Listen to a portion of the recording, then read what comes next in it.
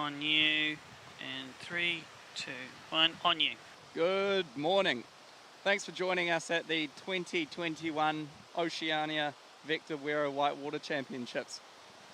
Today also doubles as the second selection race for many of our New Zealand teams. We're located here at Manukau in Auckland, thankfully COVID-free at the minute and level 1, hence why we can regain competing and whatnot. We're just watching Alex Hawthorne, a demo runner, just going down and testing the course for the judges and officials and whatnot. I'm Patrick Washer, spent 10 years kayaking and have recently retired sort of a year ago or whatnot, and just coming back to see what everyone's up to today and lend a hand as required. You'll see today we've got 24 gates, 6 upstreams where the paddler has to negotiate it in the upstream direction, and the remaining being downstreams. You're looking at a really tight sequence initially here with a stagger, so down gates, and there's 6 of them and they're all really tight, so they'll be really interesting to see how the paddlers handle that.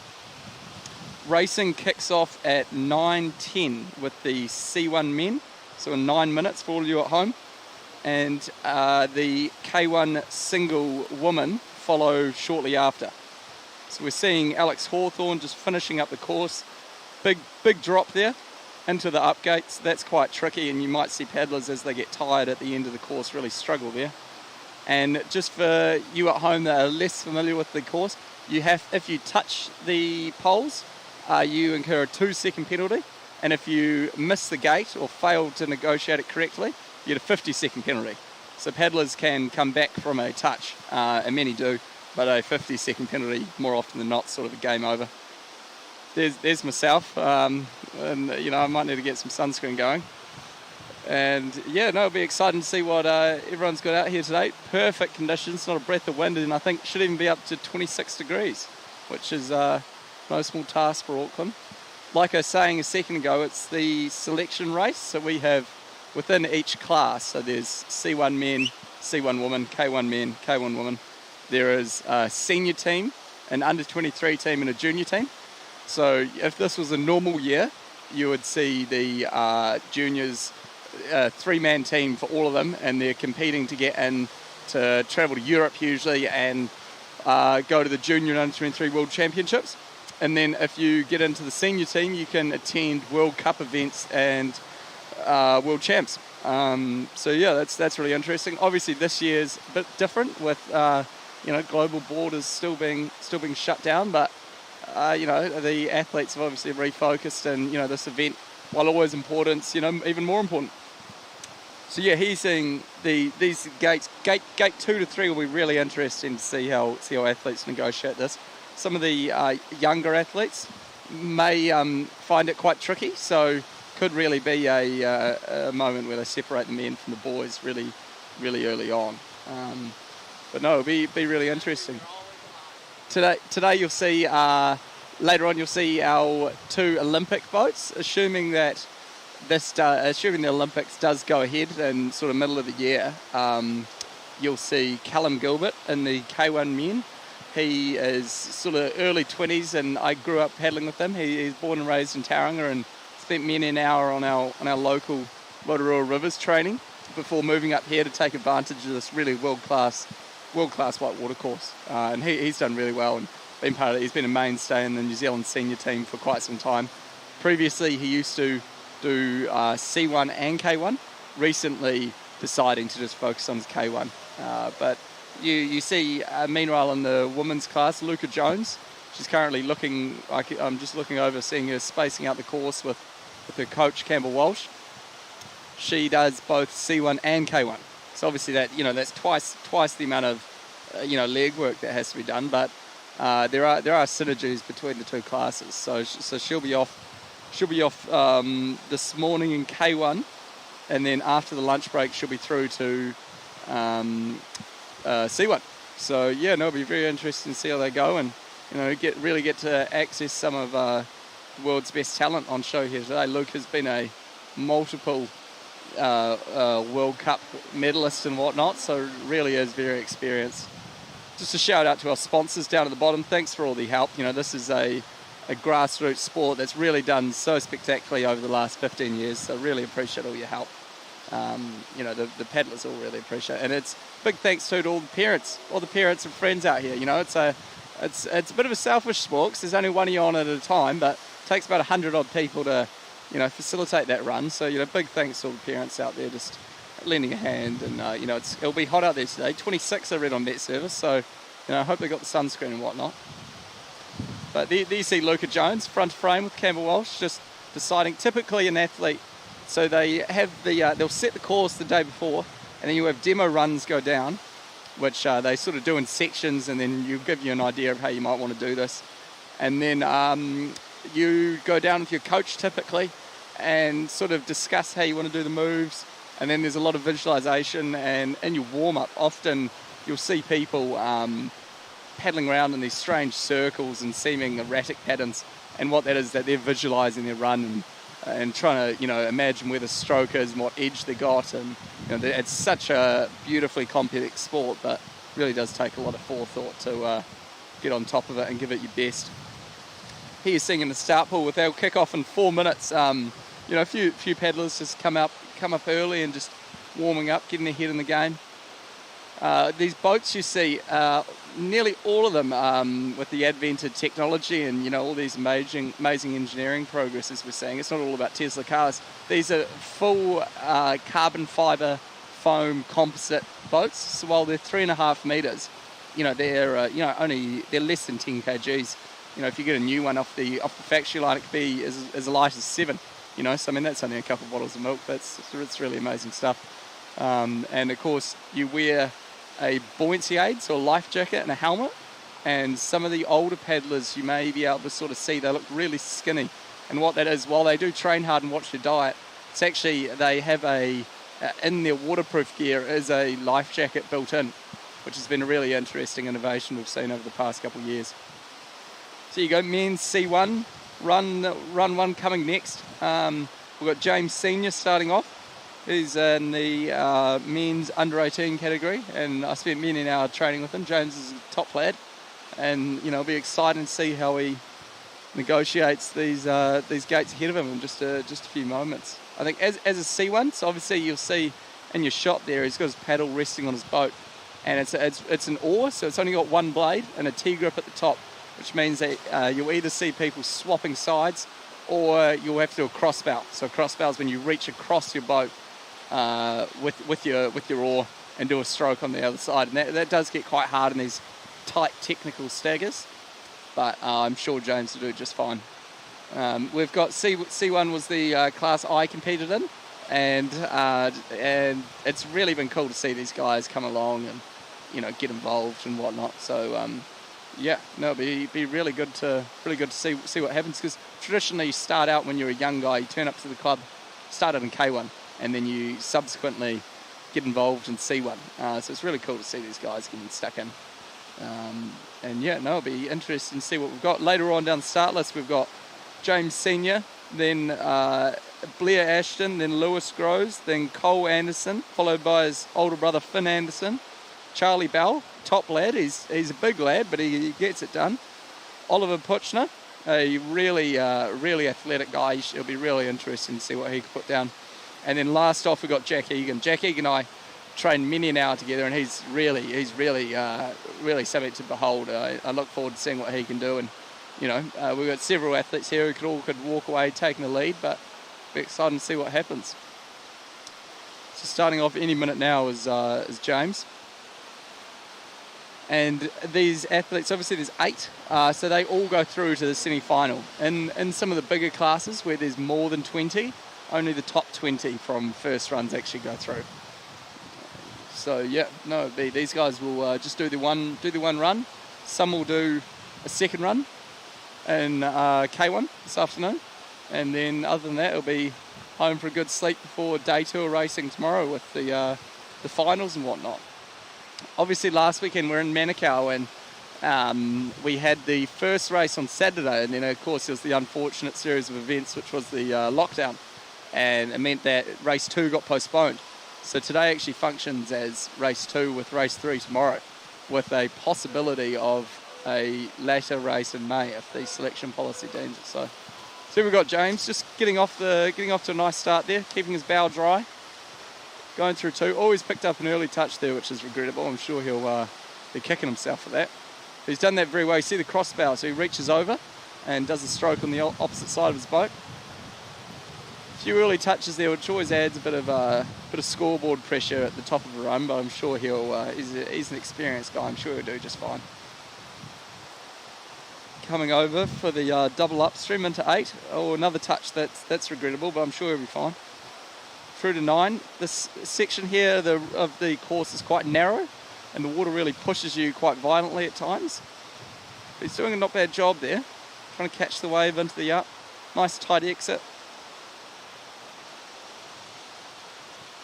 Going down, keeping his boat dry. You see, it gets really hard when you don't have your nose dry. But he's doing not too bad. He's about halfway through the run now, and this is where you really have to focus and keep your wits about you. You know, it's all too easy to drift off in fatigue. You know, fatigue makes cowards of us all. And nice spin there, and he'll surf the wave to gate 18 before coming back for 19 across the hole. Oh, and he's picked that up beautifully. Right through there, down into the last double up. So this is really hard. This is, by now your lungs are burning. You know, you're 100 seconds into your run. You know, your arms are full of lactic acid. And you just try to get a good jump into 21. As you'll see, some of the later competitors, they'll really skim in there nicely. James exiting, and now he's just on the sprint to the finish, which is, you know, no easy feat. Couple last gates and he's away. So here we got Ashton Blair coming down. So he's got a much skinnier boat, which means that it's easier to jump the holes and whatnot, but it's much more tippy. So it's a bit of a double-edged sword, but he seems to be doing all right. Down through this middle tight section into the up. Hopefully you can catch the hole.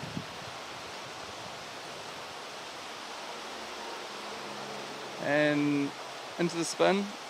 Nicely done. Before flicking it back.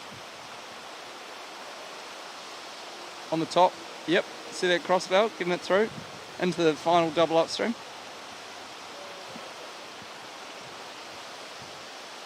And hopefully he'll do a nice big jump here, keep the boat dry and keep some speed. Yeah, just like that. That's beautiful. Well done. Going for the backstroke there. You see how he flicks the boat around and goes under the pole? He'll be really happy with that. That's a great way to finish the race.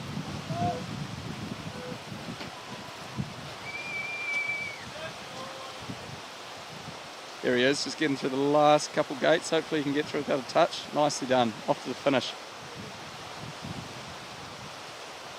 Here's Finn Anderson at the top. He's paddling a my old boat. He's a great athlete. Also born and bred in Te Puke, in the Bay of Plenty. Getting through nicely. Into the up. Nicely done on the crossbow. Keeping the nose dry. Bit of a skim in, hopefully. Oh, and we've gone to his younger brother Cole, I believe. Or maybe that's Lewis. I'm not sure. There's a few of them out there. That's Lewis. Sorry. Lewis. Here he is. He's had a spot of bother there at the bottom, but he'll get through. 2 more gates and he's way home free. Always disappointing when you get a touch at the bottom, but I'm sure he'll be stronger for it. There you go. So we're back to Finn here, doing well. Oh no, Cole. Sorry, back to Cole. There he is. He's negotiating it nicely. Through 14, through 15, down a couple more staggers. It's hard there when you don't have much speed and you're negotiating the current. When you're fighting across, it's really, really difficult. He did a nice job there. Opting for the spin here. You saw the earlier paddlers go direct, which means that they just kind of paddle, with their nose always downstream through gate 18. But he went for probably the quite smart move to spin, which often requires less of a turn. And you just flick it round and ferry glide back across the hole. Coming in, hopefully, big jump. And it's difficult there. You see, if you don't get the good jump, you kind of lose your speed into the upstream, which just means that you have to re-accelerate the boat and your arms are already tired, and it really is quite difficult. It's no mean feat, and you kind of have to try it once to really understand. just how hard it is. There he is, nicely done, through to the finish line.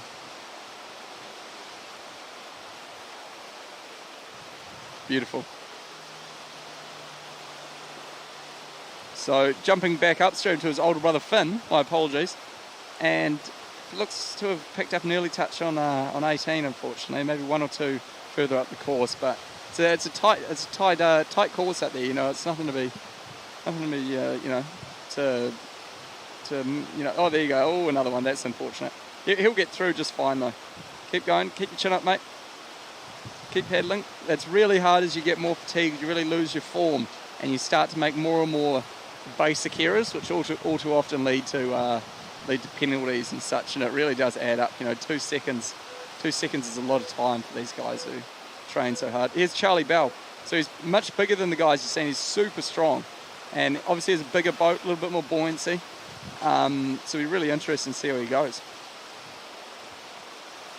Often, you know, if that current's a bit strong or something, there you go. So what he did there is a bogey. It's a downstream gate where he negotiates the left pole in an upstream fashion. So he goes down and goes down and around and exits above the gate. So that can be quite smart to just create a bit more space for yourself if you feel like the stagger there is, as it is, quite tight. There you go. Charlie flicking the nose up. Good jump. Pushing in. Nice turn there. Here's Ollie Puckner, another great athlete, really just physically a weapon. You know, he's so fit, so strong. And there you go, see, he has K1 background, so he went for the switch, swapping hands on the Tigra, so he can always paddle on the favourable side of his boat, which you're seeing more and more athletes do, but it really requires some, you know, ambidextrous abilities, which unfortunately not all of us possess, but he's doing a nice job. Through, going for the spin, another option there. Oh, so it's quite hard there. You know, these are New Zealand's best talents who, you know, definitely hold their own on the international stage. And you're seeing, you know, these staggers are really quite tight. Coming through, one more upstream. Hopefully you'll get a good jump, and you might even see another swap. There you go, swapping down the drop. That's amazing. See, you've really got a good skim in there. That's when you're able to swap, you're always paddling on your stronger side. And you see, if you do it well, it can really pay dividends. But it's definitely not as easy as Ollie made it look. Getting through, last 2 gates. Good sprint to the finish, hopefully. There we go. Nicely done, Ollie. Nicely done. Going back up, here we go. Last man off in the C1 men, Jack Egan. He's really well. He's made top 10 results at Junior World Championships. So, you know, he's a really star paddler. And he's moved up to Auckland to study at Auckland Uni, which obviously now that we've got this great course here, it just opens up so many opportunities for these kids as they sort of you know, move on from school into uni, and it's really good being able to foster this great talent. There is, he's much tighter. He's also, oh no, so you see there, guys, it's not always so easy, the swapping method. Where he went wrong there is that he was too tight on the gate, so he was coming too directly at it. You want to be coming more from the side and more from the middle of the drop there with a good jump, and then it'll give you some more space in and around. But Jack's a great athlete. I'm sure he'll come back from that. There we go. So you see that stagger there. That's nothing to shake your head at. That's, you know, gate 3 there is really tough. As you know, we saw many other, and down the bottom of the course, it's really tight there, so it's all too easy for guys to be on a good run, make a small mistake, pick up a 2-second penalty, and, you know, that's hard to come back from. You know, that was a good showcase of New Zealand C1 men talent. Up next we've got K1 woman. First off's Gabrielle, a under-18 paddler. We've got a good field there of under-18 paddlers, about 10 of them, before we get into Casey Hales leading off the under-23 ladies charge, with Courtney Williams the first one off in the open category, so that's when they're above 23. Anyone above 23 is in the open. With Hannah Thomas, Jane Nicholas, Martina Wigman, and homegrown Luca Jones finishing it off at sort of 9:45. So plenty of racing ahead of us. It'll be great to see how K1 woman. So K1, you're sitting in the boat just as you would normally, and you've got a normal paddle. So you've got blade on either side, so that makes it much easier for these tight, tricky moves because you aren't going to crossbow. So that really helps them. And it'll be interesting to see what they can do out here. Women's sport, it's really good to see. K1 Women's a really engaging, competitive class, and it's great to watch, and it's really good to see them just getting out here and getting amongst it. Because when I was a bit younger, it was all too just sort of male dominated, and it's good to see the ladies really getting in and getting stuck in. But yeah, great to see it. It'll be good to see some results come through. I have a feeling Ollie Puckner or Charlie Bell, I think, might have done that. I think I saw Jack Egan slip in a second. But I'm sure at home you got the live results up. If not, I'm sure one of the ladies from the tent will run them over to me now to give me a rundown.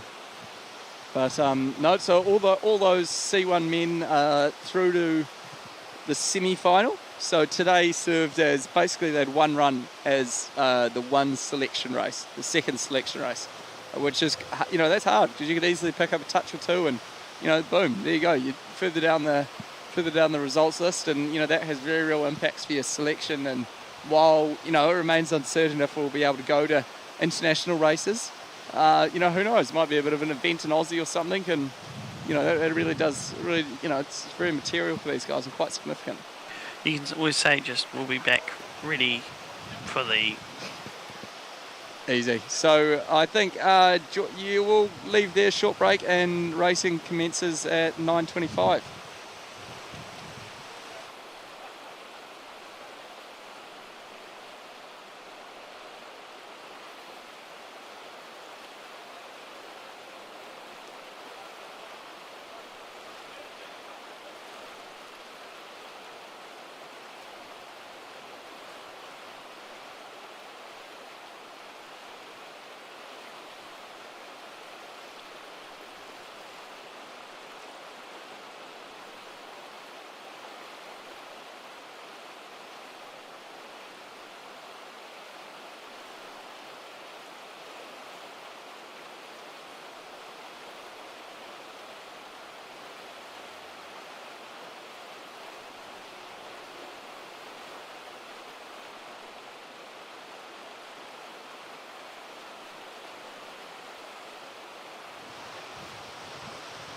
Test.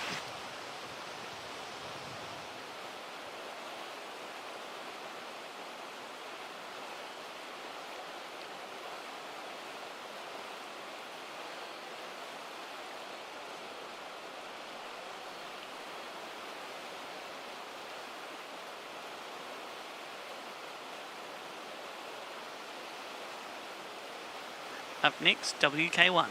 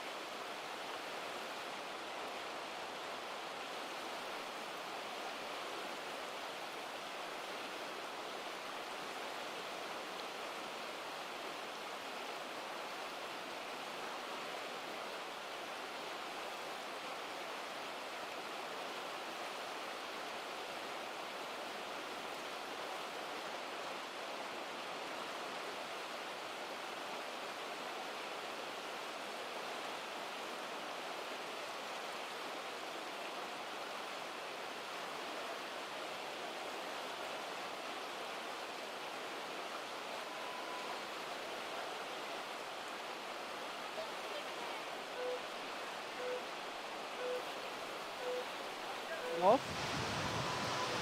And now? You can hear me? Okay.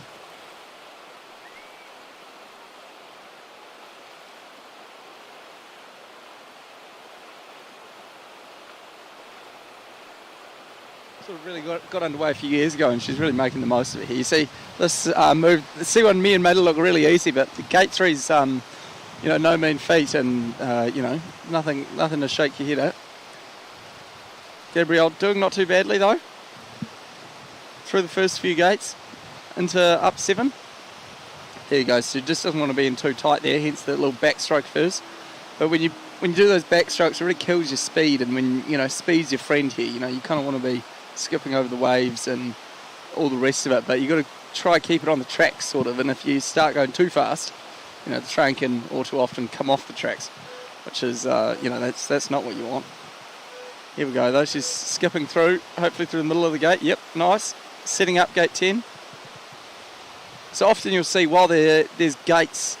Oh, Gabrielle nearly going for a roll there, and unfortunately she missed up 11 and went through gate 12. So that means she got a 50-second penalty on the upstream 11. So that's really unfortunate, but I'm sure she'll come back for it. Here we go. We're going up through 13. The race continues. These athletes, often the coaches drill into them, you never give up. Even if you have that 50-second penalty or something, you never know, particularly if you're early off like Gabrielle, you never know what everyone's going to do behind you. So you got to keep going, Awesome. There he is. So she's just getting through that. You see gate 16, a few more gates to go, and she'll be able to go for a warm down. It's really tough there through those staggers, 17, 18, 19, for these younger paddlers, that's no mean feat, and it'll be a real challenge for them out there today, but it's good to have it, shouldn't always be easy. She'll be racing against, Luca Jones and that, and she can go back and watch a video and watch what Luca did and try to piece out some stuff to work on in the off-season before the next series of races. We've got nationals in April and things. So it'll be another big race for them. Yeah, so you see there, it's really hard if you don't get that good jump. You need that good jump stroke into 21, otherwise you plug through it and it's just, life gets hard. But there you go, she's through that. She's got 3 more gates. Last downstream. Oh, she lost the bow a little bit there. So you see the eddy there, the sort of still water, really, really violent. There we go, I believe this is Jessica. Getting through gate 8 with a little bit of difficulty, but I'm sure she'll be fine. At the top of the course, we're looking at Kate Hawthorne,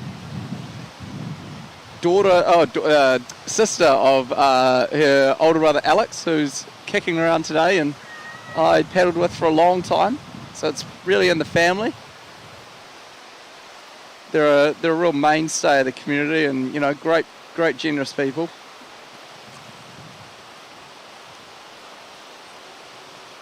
Yeah, so back to Kate. There we go. Gate 7, doing it nicely. Slipping in.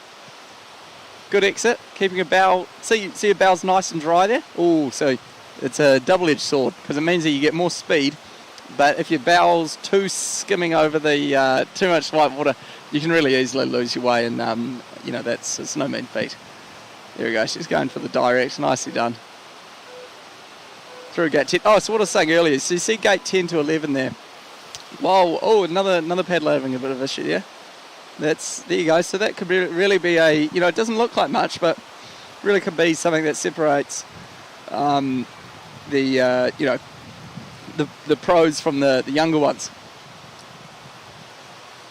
Getting through though, she'll finish out a run hopefully.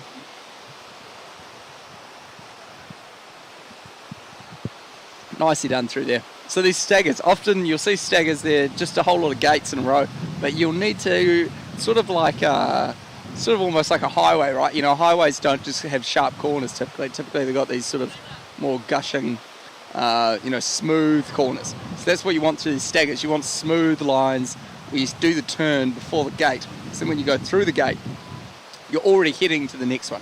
And that's when you start to get late, is when you're doing your turn in the gate or after the gate, and that's when it really gets a bit trickier. So there we go. Kate finishing strongly. She'll be working hard, pulling in that eddy. There's eddies at the bottom, so obviously there's a bit of a big drop. And it means that the eddy, the still water, where Kate is now, is really strong. And I mean that really adds another layer to these final runs, the final gate, in the sequence of the run. She's paddling to the end. 2 more gates and she'll be home free. So all these girls, we've got 19 out here today, and they all go through to the first run, because obviously it's all top 20 in the first runs go through, and as there's 19 they all go through. So you'll see them tomorrow in the semis and finals. Semis, and then top 10 makes finals, and tomorrow serves as its separate own selection race. That's it's quite important. We've got Casey Hales, there we go. So going for the bogey, which Charlie Bell did earlier, really helps give you a bit more space. And you see that stagger there, it's really tight. So you need to be early. You need to be turned before heading back to the next gate, before you get to that, before you get to the gate you're even aiming for. So and when you start to get late and you lose your bow a little bit, it really gets hard. Really nice upstream there though, really good upstream. So typically a good upstream is when they do one stroke. So you'll see them enter. I'll point out an example, and it's all one stroke in and one stroke out, and that means that you're really good at conserving speed and all the rest of it.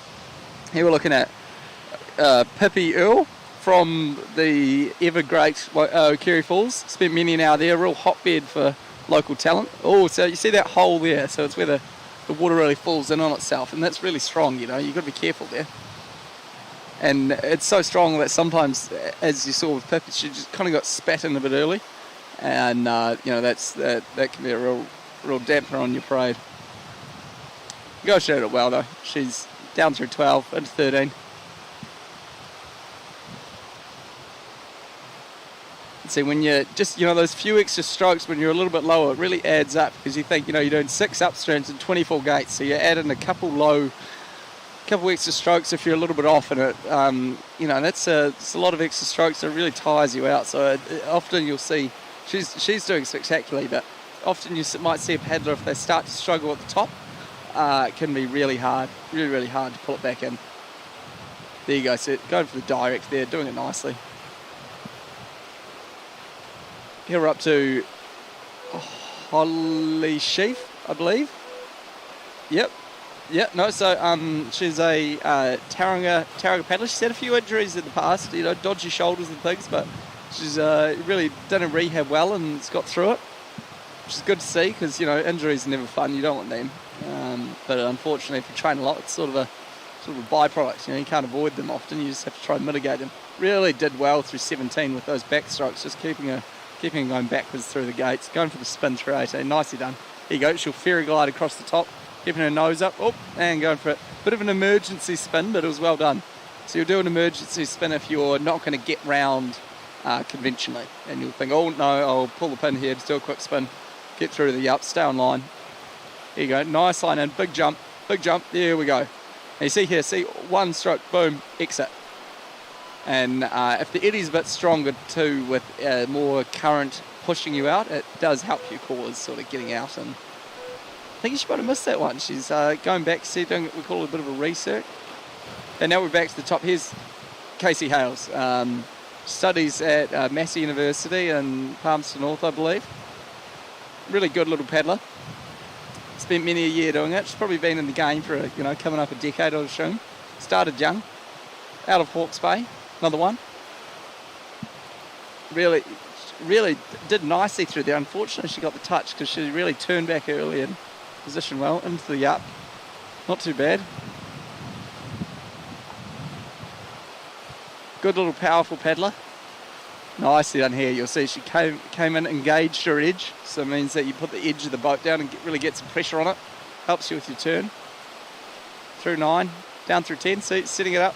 Keeping it dry, turning a bit early, catching the hole. Nicely into the up. Exiting, hoping for a nice tight exit to avoid that hole. through 12. Casey's really put together quite a nice, except that touch on gate 5, she's put together quite a nice run here.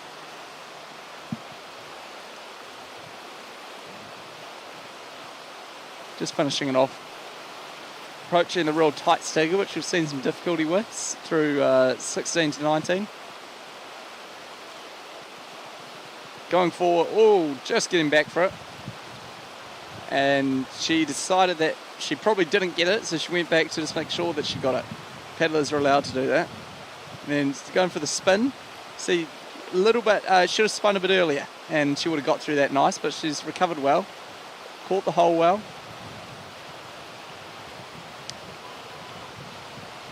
There you go, into the last double up. Casey had she had a really nice top. I think she should take a lot of confidence from that. Into the semis tomorrow. Pulling in. Oh, late touch. That's unfortunate. That's 2 seconds there. 2 seconds is a lot of time, particularly at the bottom of a run. Nothing worse than touching the last gate. Did that many a time. You don't want that. Thankfully, we've seen no paddler do that yet. Getting through 2 more gates and sprint to the finish. Here we go, nicely done. Good job, Casey.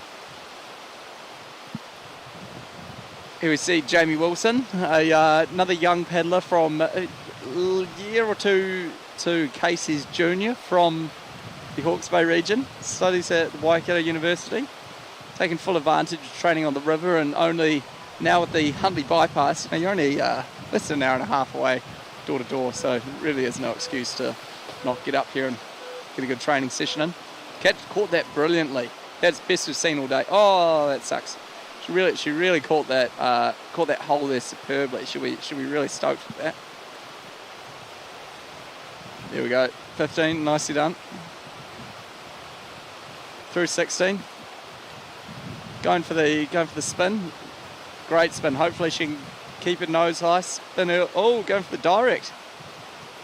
Oh, she's out to win, folks. Got through that.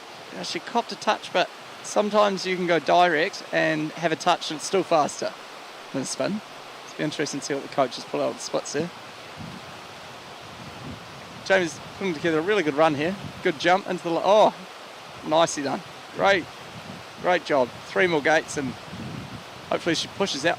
Oh, yep, no, she got it.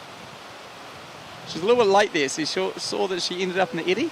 And of course the eddy's taking the current the wrong way. You want to go to the finish line, not the start line. But should have been a good run. River Mutton from the O'Kerry Falls, really good paddler. Spends a lot of time, this is slalom, and then there's creek boating, which is, plastic boats and you're just going down sort of much more gnarly rivers with your mates.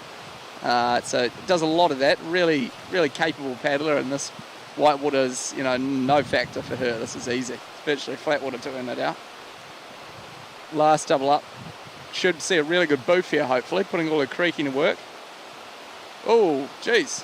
That's regrettable. Yeah, so, folks, what you saw, did a really good jump, but if her weight was too far on her tail, too far at the stern of the boat, and what that means is that when you jump, you hit the hole, and then the hole will kick you up, but since all your weight's on the tail, it kicks up your nose a lot, and then you see that happens, and often you'll see a roll or something, but she did well there. She recovered and didn't get caught in it or anything, so that's good to see.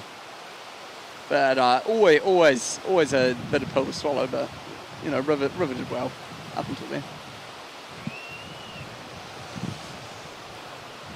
Here we see, I believe it's Kenza Randall. She, from the first paddler I think we've seen from the deep south, born and bred. Then she's subsequently moved up to Auckland, where she has a job up here and has a really cool group of flatmates and does well. Good. Oh, nice. Oh, geez. So she almost was the victim of her own success there. She had a really good jump in, but when you have a really good jump in, you can hit the eddy a bit fast and get caught in a little bit high, but she recovered well. Good jump through there. Nicely done.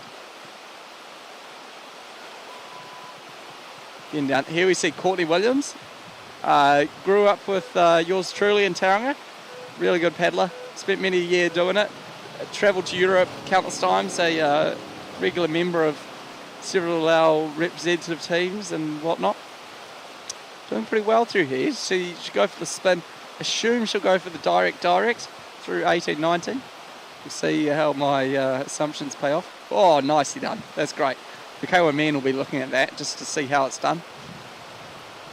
Great up. One more up. 3 more downs, then she's home and hosed. Oh, so you see there, guys, when she was really close to the bollards, when you're really close to the bollards, you can't always get your strokes and you kind of hit the eddy sometimes, and you don't always get very deep behind the gate. When that happens, you have to do those kind of little wriggly strokes that you saw her doing.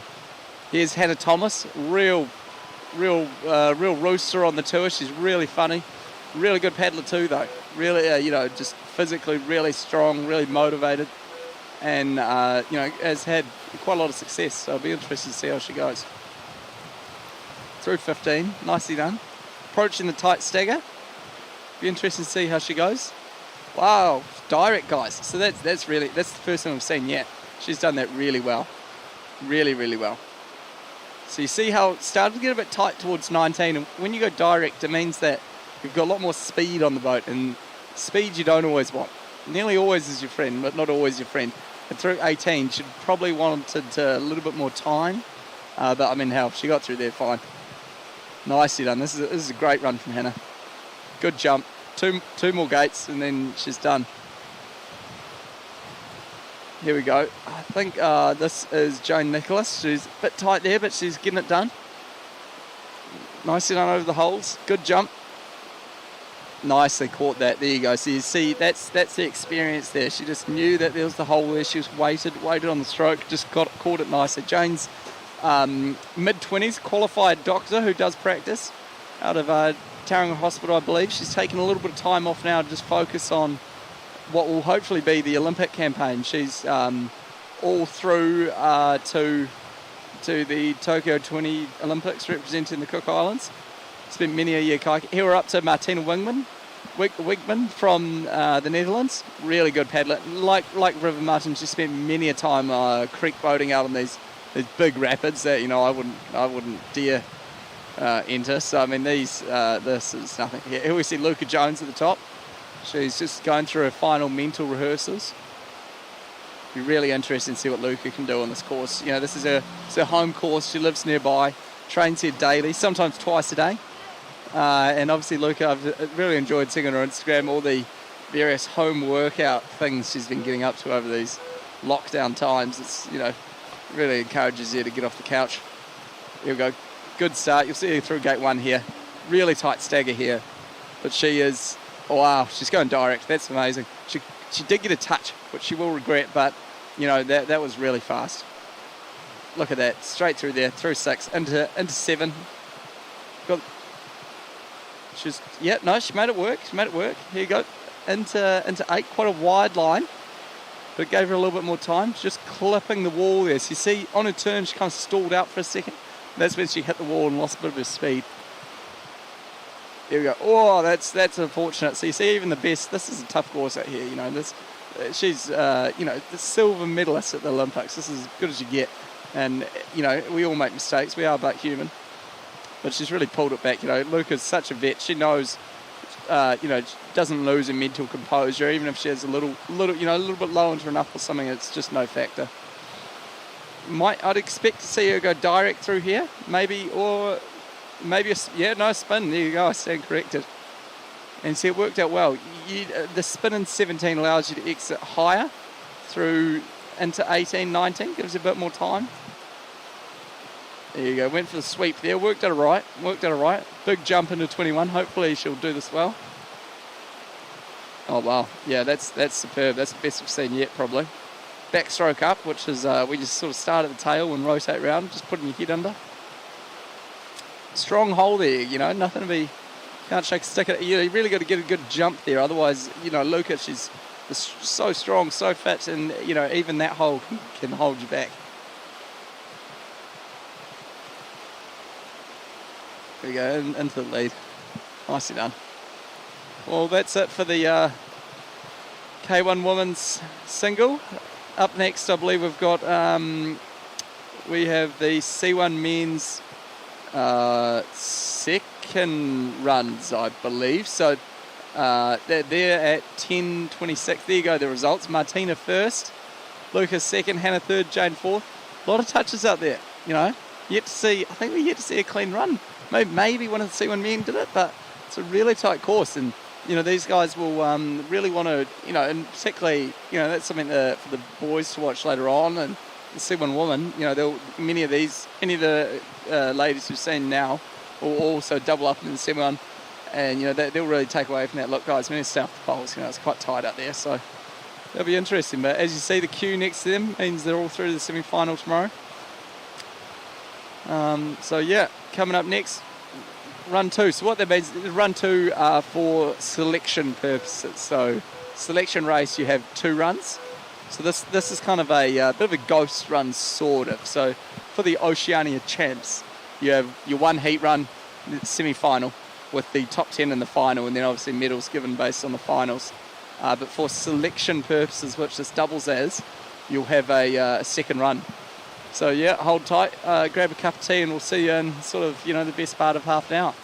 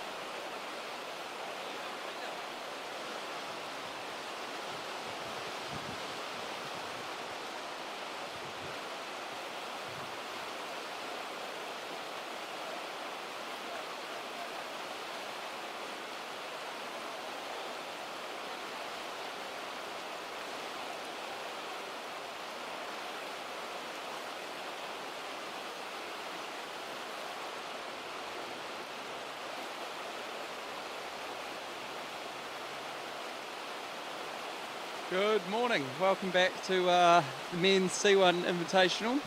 It's here for the 2021 Oceania Vector Wero Championships. This the second run doesn't actually feature in the Oceania Championships itself. It's a second run for selection purposes. But all athletes can get 2 runs down if they want. You know, a second bite of the cookie to get a good run in for selections. And selections are for, as previously mentioned, the senior, under 23 and junior teams. So in normal years, these teams would three people to a team, and they'd be entitled to go overseas and race it. You know, the respective under 23, under 18 senior world champs, and the senior teams also get first dibs at racing at World Cups. So yeah, this is what this run's for, and we've got eight competitors out here in the C1 men. First up is James Senior. James had a not bad first run. Came 6 out of 8. Had a few too many touches though. I think he'd be disappointed with the touches. He had 7 touches, but beyond that, he had a real quick flat run, flat time. So yeah, it'll be interesting to see what he can do. Number 71. As earlier mentioned, you see James there in the start box. He's kneeling on his knees in the boat, and he has an oar. So the oar's only got one blade on one side and a T-grip on the other. So that means that you've either got one side, which is your onside, and then you have to reach across your boat and do a crossbow. Or you can do, as you'll see, Ollie Puckner later on, who actually won our first runs. You'll see he'll swap. So he swaps his bottom hand for his top hand, so then he can paddle on his strong side on either side of the boat. Same way you do as if you've got a Canadian canoe or something.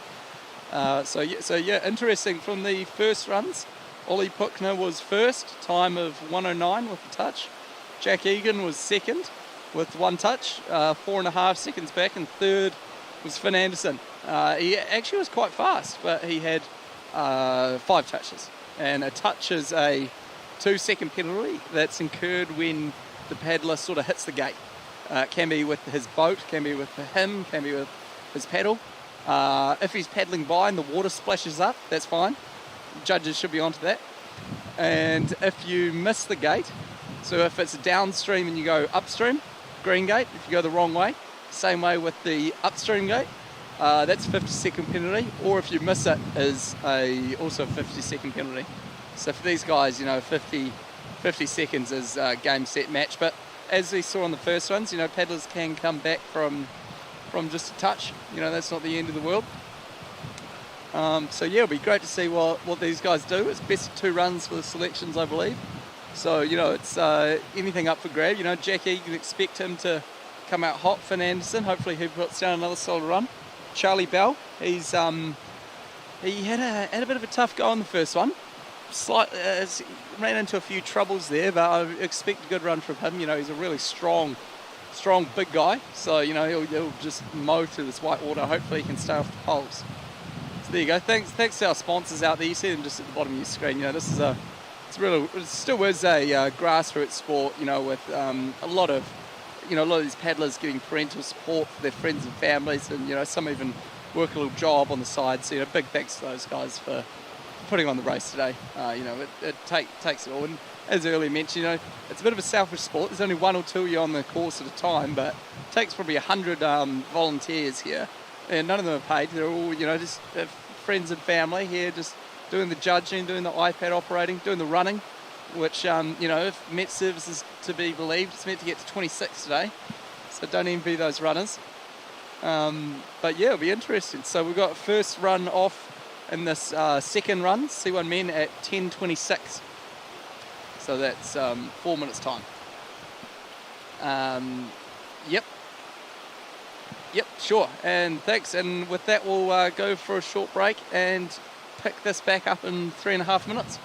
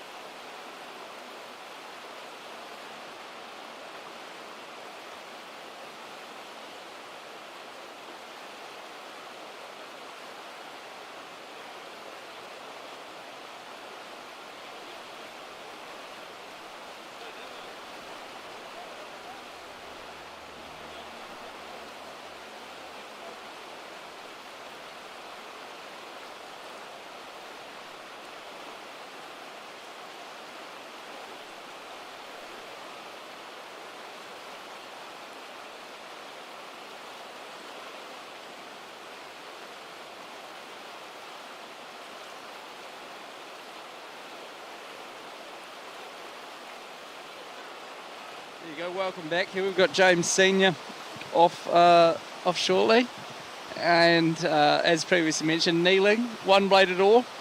So it'll be interesting to see what James could do. He did a pretty good run in this the first runs. Here we are for the second runs. For selection purposes, he'll be off shortly.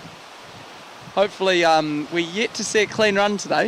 We've had, best part of 30 paddlers go down, some of which are, Olympic boats with vast experience. And it's a tight course out there, lots of touches getting incurred. So hopefully we can see a few more clean runs, because 2 seconds per touch adds up. You don't want that. That's it's not good. So hopefully James can get us away to a good start.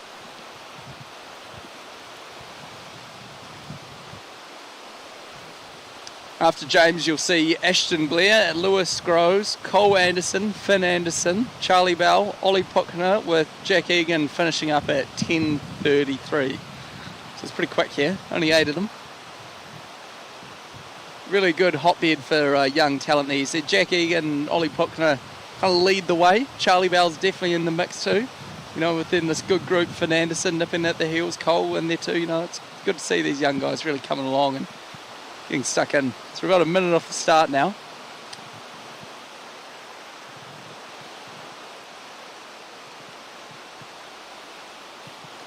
You can see James is just, when you're in the start blocks, typically you get a 10-second warning, but before that 10 seconds, you're just trying to purge your mind of all sort of, other thoughts, just really focus. When I used to paddle, I'd, just try mentally go through the first couple gates in my head, how I was going to do it. Then when you get to them, try to get the run going to a good start, Here we go. So he's just started here. Try to keep the boat dry through these first couple gates before he enters his screen here in gate 1. Really tight sequence here, gate 3. You see, he's had a spot of bother there. But he's come round, a bit of a paddle back we call it. So he's paddled back around the eddy to go down the gate. Conserved his speed well. Through 5, down 6, into the up 7 on the right, which will be on his crossbow. See there's crossbow. See where he reaches across the boat to navigate it through. Turning his nose down nicely. See there, the eddy's quite strong, and you're coming in over some waves. It's all too easy to catch the bow on the eddy, and then you end up high in the upstream, as James regrettably had, and then you have to circle back round. So the ones to watch are some of these paddlers slightly later on that will just whiz in, keep the bow light, scoot in the eddy. And it's not all bad coming a little bit lower to really carry that speed up through the gate. Tight lines, while usually good, aren't always your friends. So you see James just nicely going through this middle section, trying to compose himself, I imagine, for this real tight next 4-gate stagger that he's got coming up now. James, so you see there how he leant forward and the pole didn't go around his head, so he effectively didn't negotiate the gate, and he had to paddle back round and go through it. Otherwise he would have incurred that all too deathly 50-second penalty, as previously mentioned.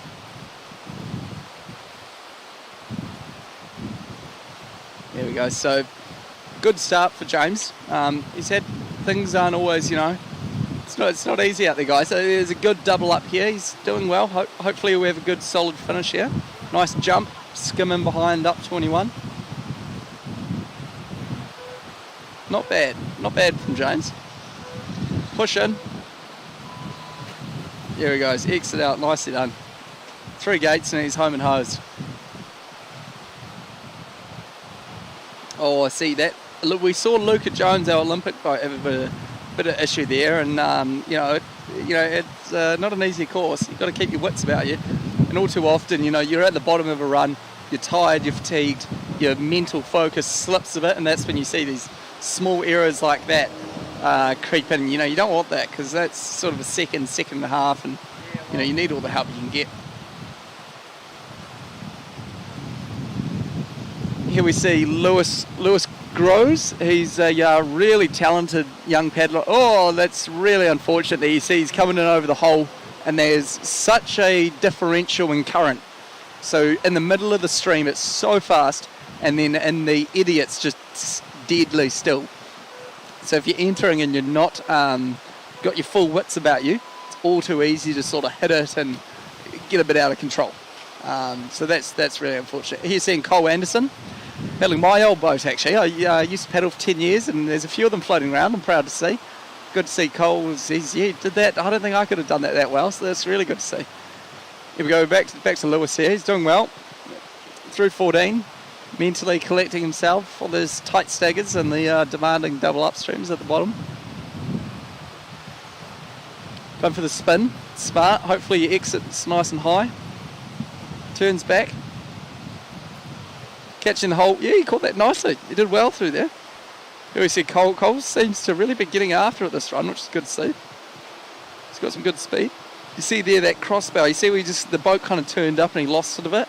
It's because the crossbow is not as strong as your onside, and that's where there's lack of control can all too easily slip in.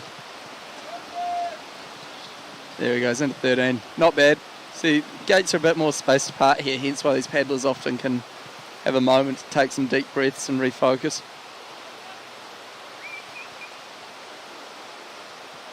Here we go, we're back upstream here. You see Cole's older brother Finn.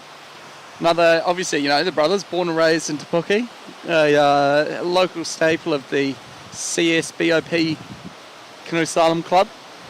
Really came through the ranks and doing well. Look at that was a great turn. Well done. That's really good. And he's done really well there. No, Finn's looking great here. Hopefully he can do this up. Oh, and he's hit it out of the park. That's outstanding. He'll be really stoked here. Now, when you're on a really good run like this, guys, it can be hard to stay in the moment, stay present. But currently Finn doesn't have an issue with that. He's done great. Hopefully he can. He's at gate 14. We've got 24 gates. We've still got 10 more of those bad boys he's going to get through. Hopefully he can hold it together because that's a great run. He could be in real good. This is 4 selection races. This is quite material. He could really put down a good run here. Put some scoreboard pressure. When the guys later on, you try not to hear what everyone did, but you can't help but know if someone put down a good run. So hopefully he can hold it together and put down a good time. So there you go. He's starting really far out in the drop. And that worked really well. That's a really risky line. So when you're really far out, you can get a really good skip over the hole into the up, have a lot of speed into the upstream, do a nice turn. But it's a double-edged sword because if you don't execute it perfectly, you can be going for a surf in the hole. And that's for one, it's a bit scary, and two, it costs you a lot of time. Here we see Ollie Puckner in the start gate, number 65. He was our winner from first runs with a flat time of 107, but he had a touch, so 109. And he had a comfortable lead. Here he goes, through the first couple of gates. Ollie will be looking to get a good solid start. Oh, and he's got stuck in the hole. I mean, that's not a big one, but there he goes. One pro with that is you see he entered gate 3 and he had no boat speed, none. So it meant that he could turn on the spot and get out, which is, that's really good. There you go. So you see there, Ollie's has a K1 background. So he went for the swap. So what that means, see there, oh, that wasn't so good. He switches hands on his paddle, which means that he's always got a dominant side, kind of, paddling. But that's you got to be careful, because what it means when you're swapping is that you suddenly don't have your paddle in the water, and you always want some pressure. Pressure's your friend. You want that pressure on the blade, pressure on the boat. So when you don't have, oh no, Ollie will be gutted. You see there, guys, he just kind of hit the hole, lost his balance, rolled over. That's really unfortunate, but it does happen. Even to these guys that are New Zealand's best talent. Ollie will be gutted. Oh bugger. Anyhow, Ollie keeps going, gate 17 in this tight state. Good to see him still going. These guys, they're serious and they got good sportsmanship. They don't give up or anything. It really does. They've got really good character. See, they're going for another swap. Can expect him to. Beautiful up. So that was that one stroke upstream. You see, all in one stroke. He goes, we'll jump and he'll swap. Oh, beautiful. That's great. Well done, Ollie. Good to see him. Good to see him finish strong after a bit of a unfortunate. But here's Jack Egan. Jack Egan finished second. He's our top-ranked paddler here. He finished second in that first run, so he'll be looking to put down a good stroke, put down a good run, no doubt. Oh, and he's done that perfect. See how he catch the hole and it's just in nice and tight 13. That's what you want. Through there, nice. He you might see another swap out of him before the day's done. Here he goes through here. Assume he'll spin and direct, I reckon. Spin 17, direct. There he goes, direct. So you see there how he's just progressed, you know, straight downstream. That's what we call direct. Into this double up. He's done a swap, so he's on his good side. Nicely done. He's going for the tight entry there. So you see how he's right next to the bollards, the plastic boxes, and just wraps in behind. He did that really well. That's quite a tricky way to do it, because you don't have much speed or anything. So when you hit the eddy, it can really go a bit haywire, which you know, you don't want, regrettably.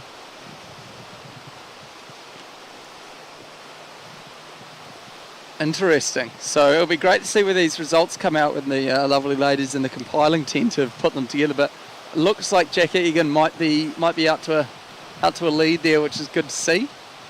So there you've got, here you go, up next, 5 minutes time, we've got the K1 women. So this is the same deal, second run for selection purposes. First run was, I'll just pull up these the results for you, but you know, we're yet to see a clean run. Oh, yet to see. So there's your schedule, you guys are just looking at on your home screen. You see we've got a full day of racing here. Weather couldn't be better. We're lucky to have it. So after first runs, Martina Wegman won from the Netherlands in time of 1:10. That was with 2 touches. So it'll be really interesting to see how these guys go in the next run. Luca Jones, a bit of a favourite here. You know, silver medalist, has medalled at a few World Cups. You know, real high world class pedigree paddler. Had 2 touches and just didn't quite look herself. So it'll be really interesting to see if she does do a second run, how that goes. Obviously, second runs aren't compulsory. This is just for selection purposes, and selection purposes is the best out of your 2 runs. So some paddlers may choose, if they have a really cracking first run, they may choose to conserve their energy, not do a second run. But yeah, no, it's interesting to see how that goes. Any help? 4 minutes time. We'll we'll leave it there and be back in a couple of minutes.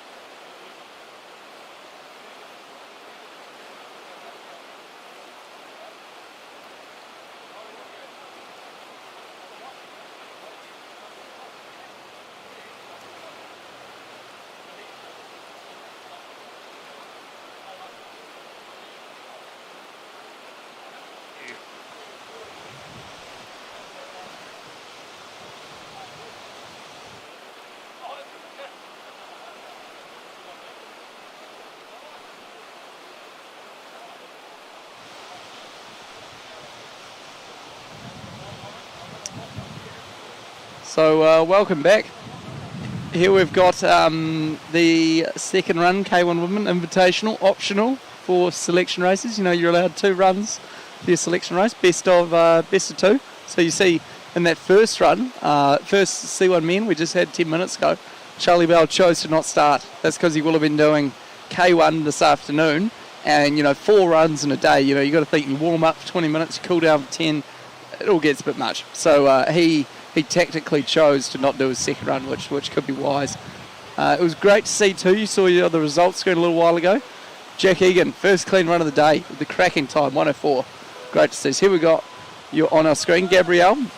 She's born and raised, I believe, in South Auckland. Part of the local club here. Great to see the club churning out some top prospects. Oh, so you see the hole here, it's quite sticky. So it's a hole so the water kind of falls back in on itself. Quite sticky, so if you get in there, it's quite hard to get out. But she's doing not too bad here. Flicking around. It's hard out there, folks. It's not to be chuffed at. You see even now Luca Jones, who you may well see later on. Even she had some troubles out there. So it takes everyone. Takes all comers. Here you go, Gabrielle. Hopefully, she'll be through this first. There's a real tight stagger initially. She's through that now, so now she's got a bit more of an open, open sort of next 50 metres of the course, where hopefully she can get into a good rhythm and get some momentum going.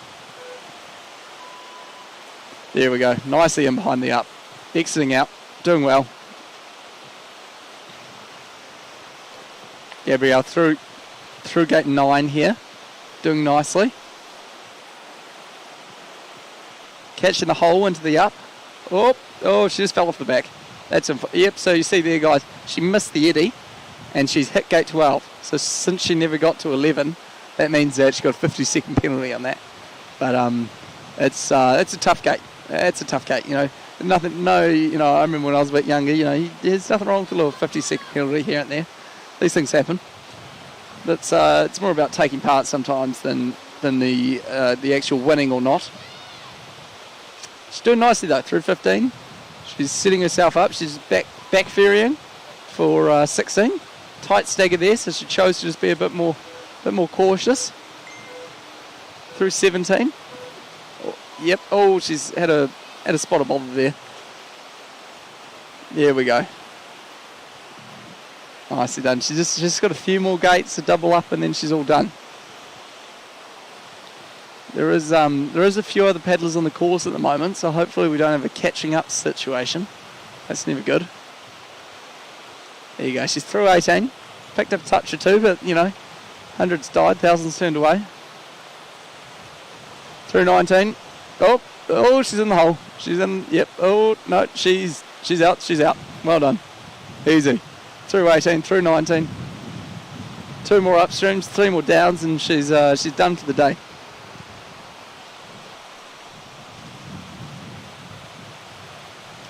And you see, bottom of the run, it's tiring out there, it's no mean feat. Right here, see that hole there, it's not easy, It's not easy. I believe this might be Jessica.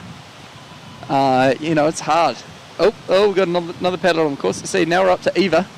And what happens now, you see Eva caught Jessica. So Jessica gets a whistle blown, and she has to stop and let Eva go by. Which doesn't really, it's not great, but it doesn't really matter for the paddler. But it does matter for the judges, because now the judges are, you've got to look at the bibs and try to figure out which one's Eva, which one's Jessica, and which box to tick. And it's we're really thankful for the judges out here. They volunteer their weekends. These are working mums and dads. So Eva doing well, nicely done, Eva. Through 15, preparing up for this tight stagger here. I assume a spin. Spin 17, maybe even spin 18. Could be, oh no, oh, she's going direct. Well done. Nicely done, Eva. She's caught it. She's spun 19. Nicely done. Through to 20. Eva's doing well. Hopefully Jessica a little bit up the course is getting down all right. Never fun if you get the whistle blown. Happened to all of us at one time or another. Or when you see there, down that big drop, you know, the water's so fast, if you don't get that good jump stroke, you don't get a good jump into the eddy,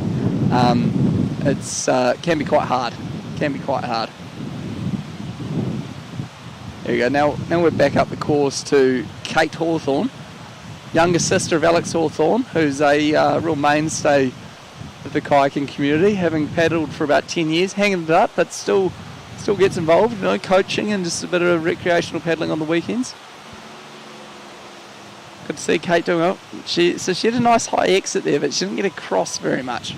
You ideally want to get across and spin before gate 18, so then you can be coming back through gate 18. It's all about preparation in these staggers, you know. If you get to the gate and you haven't turned, it's probably too late.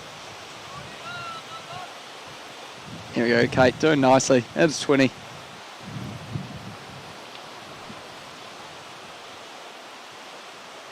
Coming down, 21, last upstream. Good jump. Pops in. Fighting the eddy there. It's hard, you know, your arms are full of lactic acid, you're tired, you're puffing. You know, it's just, you got to get it done sometimes, but it's not easy out there. See that, the really strong whitewater there with the hole in the eddy, and Kate's just getting pushed into that eddy a little bit there, which doesn't help the case, but oh no. Oh, we've had a roll. We've had a roll. Thankfully to see the paddlers upright and back on course.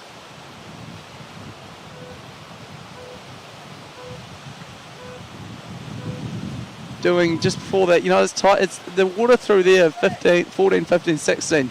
Doesn't look like much, but it's really kind of bubbly and swirly, and you can kind of just be paddling, minding your own business, and then you kind of get a boil or something, and it just, you know, your best laid plans go to waste.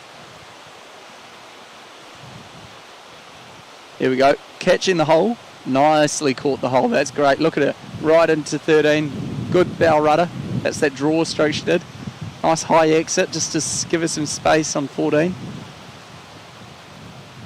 Yeah, Eva's doing lovely here. Oh, see, those holes they can, that's unfortunate. She's just missed 15. She's coming down those holes.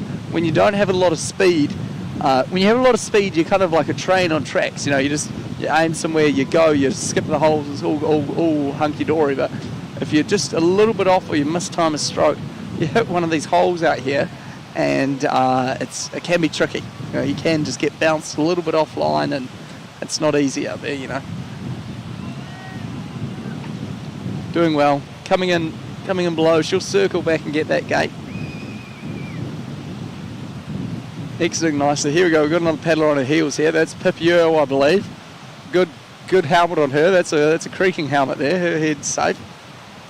Here we go. So she's another one of these paddlers who spends a lot of time in these local whitewater rivers. So this grade 3 slalom course is, it's no big deal.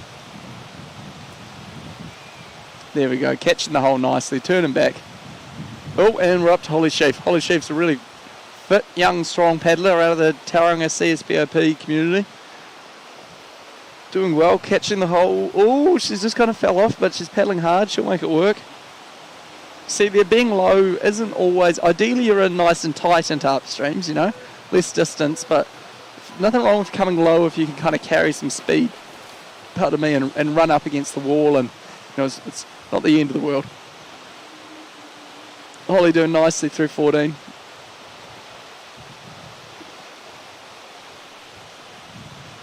There we go. See that bubbly water there? You know, it's not all... It can be quite tricky, you know. You just kind of catch an edge or something, can lose a bit of speed, and... Oh, well done. That's a beautiful bogey. So a bogey's when it's a downstream gate, but it looks like they're doing upstream. And it's because they go down the gate and just kind of wrapping around it.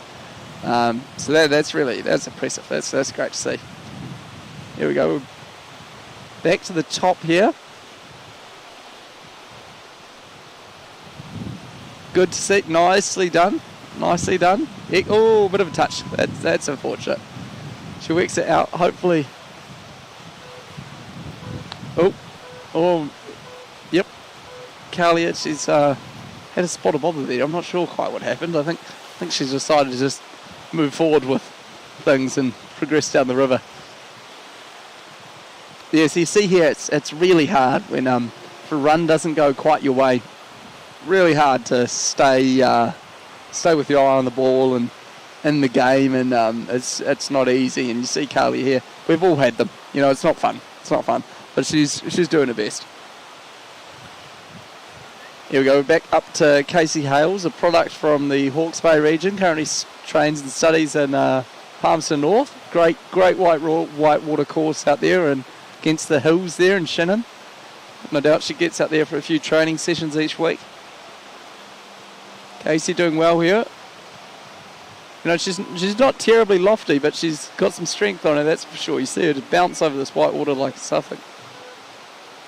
Oh, there we go. Oh, that's unfortunate. So, yeah, we see another paddler here. 50 on gate 11. That gate 11, it's not easy.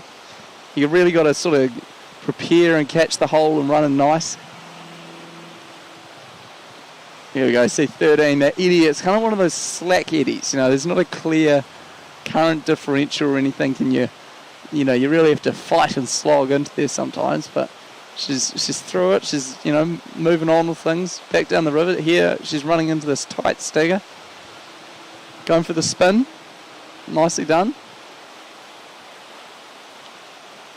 We're up to Mackenzie. Bib 80. She's another one of these CSBOP products. Currently studies medicine, She's, I can study medicine, so that's well done to her. Does medicine and trains. And this is, really have to be on top of your schedule to be able to maintain a diary like that. So that's good to see. Going down, doing this really nicely through there. You see the boat just kind of never stops moving, just looks easy. That's typically when the runs are the fastest, because you're never fighting anything and it's just flowing and going easy. So you see, I think commentators curse her a little bit. She's she a bit late through 18, meant she couldn't get back for 19, so she's had to paddle round that. But she's doing well. Still a lot, good up there. Lot of positives to take from this. Coming in for 21, big jump stroke. Nice to see. There you go. See, it's hard there at the bottom. You're tired. That eddy's really trying to show you who's boss. Nicely through there, though. You see, just skimming that boat, just keeping that nose dry over the waves. Good to see. And sprinting to the finish.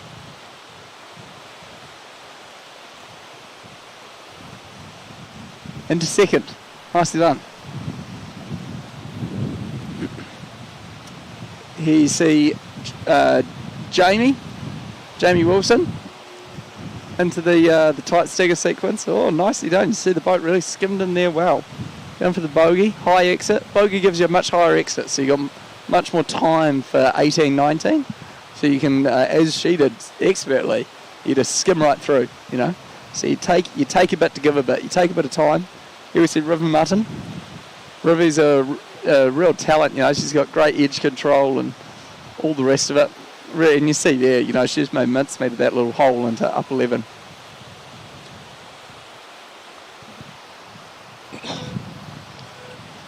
Caught the hole nicely into 13. Good sweep up. Did the up all and sweep stroke, which is good to see. Often one of the fastest methods of doing these upstreams.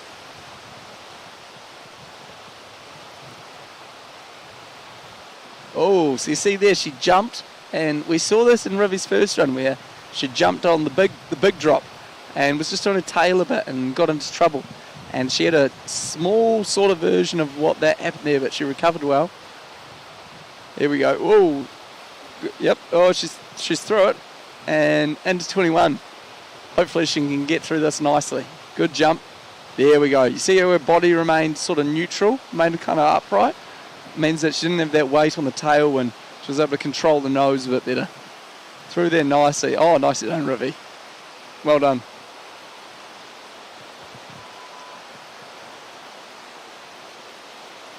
There we go. Through the last gate, sprint to the finish.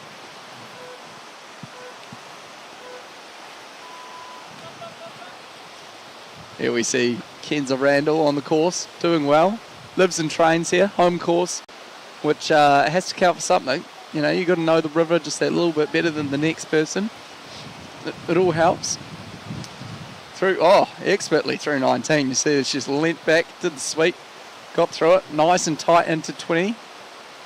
She may come to regret that, but hopefully not. Good jump into 21. So you see, because she's so tight on 20, she saves a bit of time on 20, but she didn't have much speed exiting it.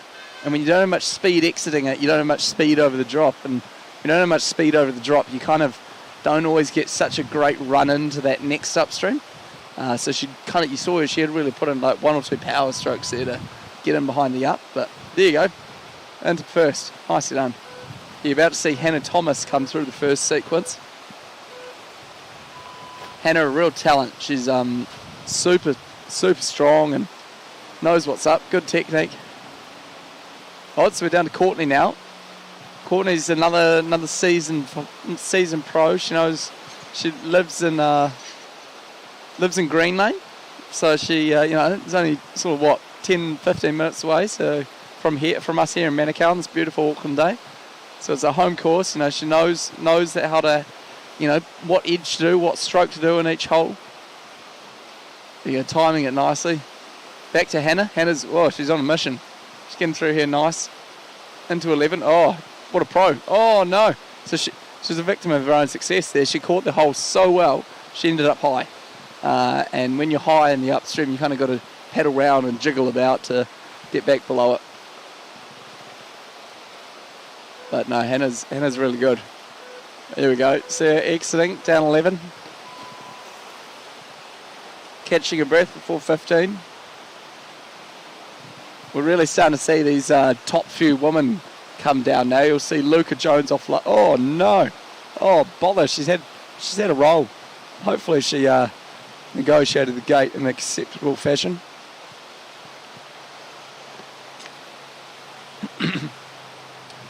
There you go, through 20.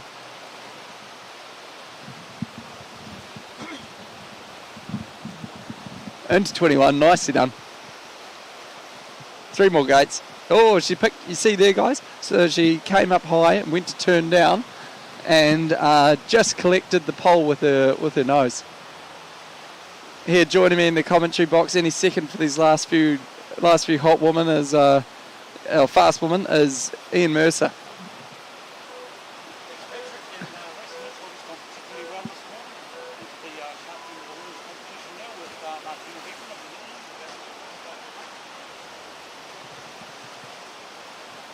Martina doing nicely.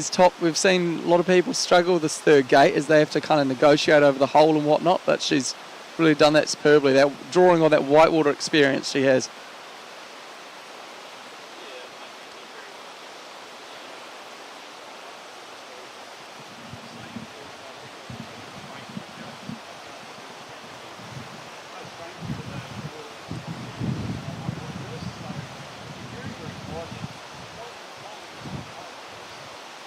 Yeah, into 11 there. We're seeing a lot of people struggle with that up 11 over the back of the hole, but she did that really nicely.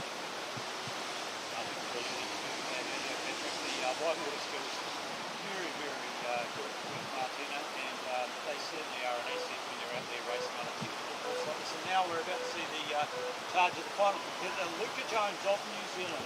Yep. Martina there we go, back to Luca, here you go, we'll see, I think she picked up a touch on gate 3 in her first run, but she's through that nicely now.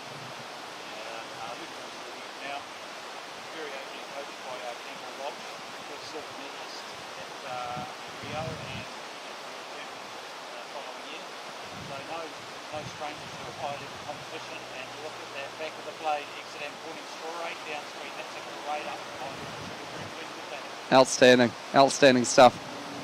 Yeah, and to those people who are watching slalom maybe for the first time, the key is to get the bow of the boat pointing to the finish line as quickly as you can out of every gate. So the less time you can spend paddling away, like here we are paddling away from the finish line, get that bow back towards the finish line, you're going to put down a big time. Yep. No, Luca's on a nice run here. After she had a few issues in her first one, but she's entering the really hard stagger and double up here, so it'll be interesting to see if she can keep a good run going. Really smooth with staying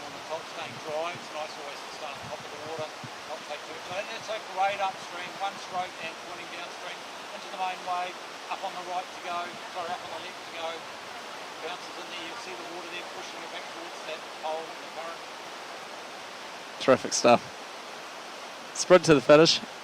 2 more gates. Really putting hard on the blade now. Really wanting to minimise the time we're spending on the course. Now lunge at the finish line. Into first. Time 100 as a flat time. Fastest run we've seen yet. That's a great time. There we go. Good to see a few more clean runs coming through now after a few touches in that first one. Luca Jones over 3 second lead to Martina Wigman in second. Good to see Kenza out there doing the thing, getting it done. Good clean run. Jane in fourth.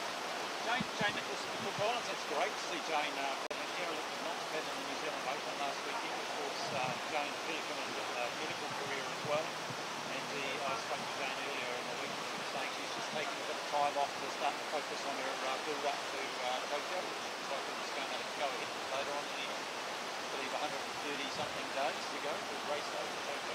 Yeah, weather permitting. There you go. So I think we might go to a break there. I think we've got lunch for the officials and whatnot, and then coming back in the afternoon you'll see men's K1, very competitive field, and women's C1, which has really blossomed into quite another good field with many good paddlers, highly skilled. Yeah, so the provisional results, of course, posting is looking like Luca Jones, Matthew Bigman, Kenza Randall put down a very, very solid run, Ella Nicholas, Anna Thomas, Courtney Williams, and then young Ruby Mutton, one of the strong paddlers out of the Oceania region. So they would maybe some of the favourites there. We've got Mackenzie Bruce also had a great run, and so did Tony Wilson. Awesome. Easy. Well, with that, we'll see you in a few hours.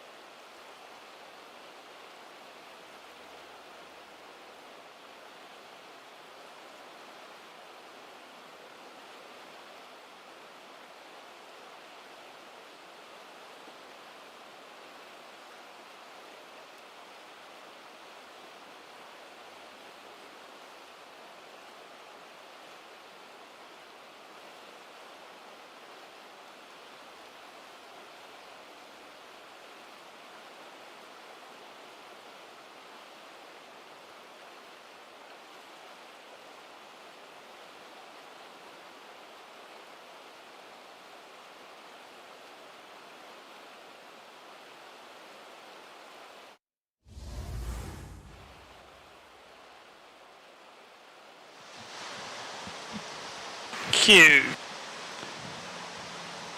And here we are, ladies and gentlemen, at the Oceania Canoe Slalom Championships for 2021.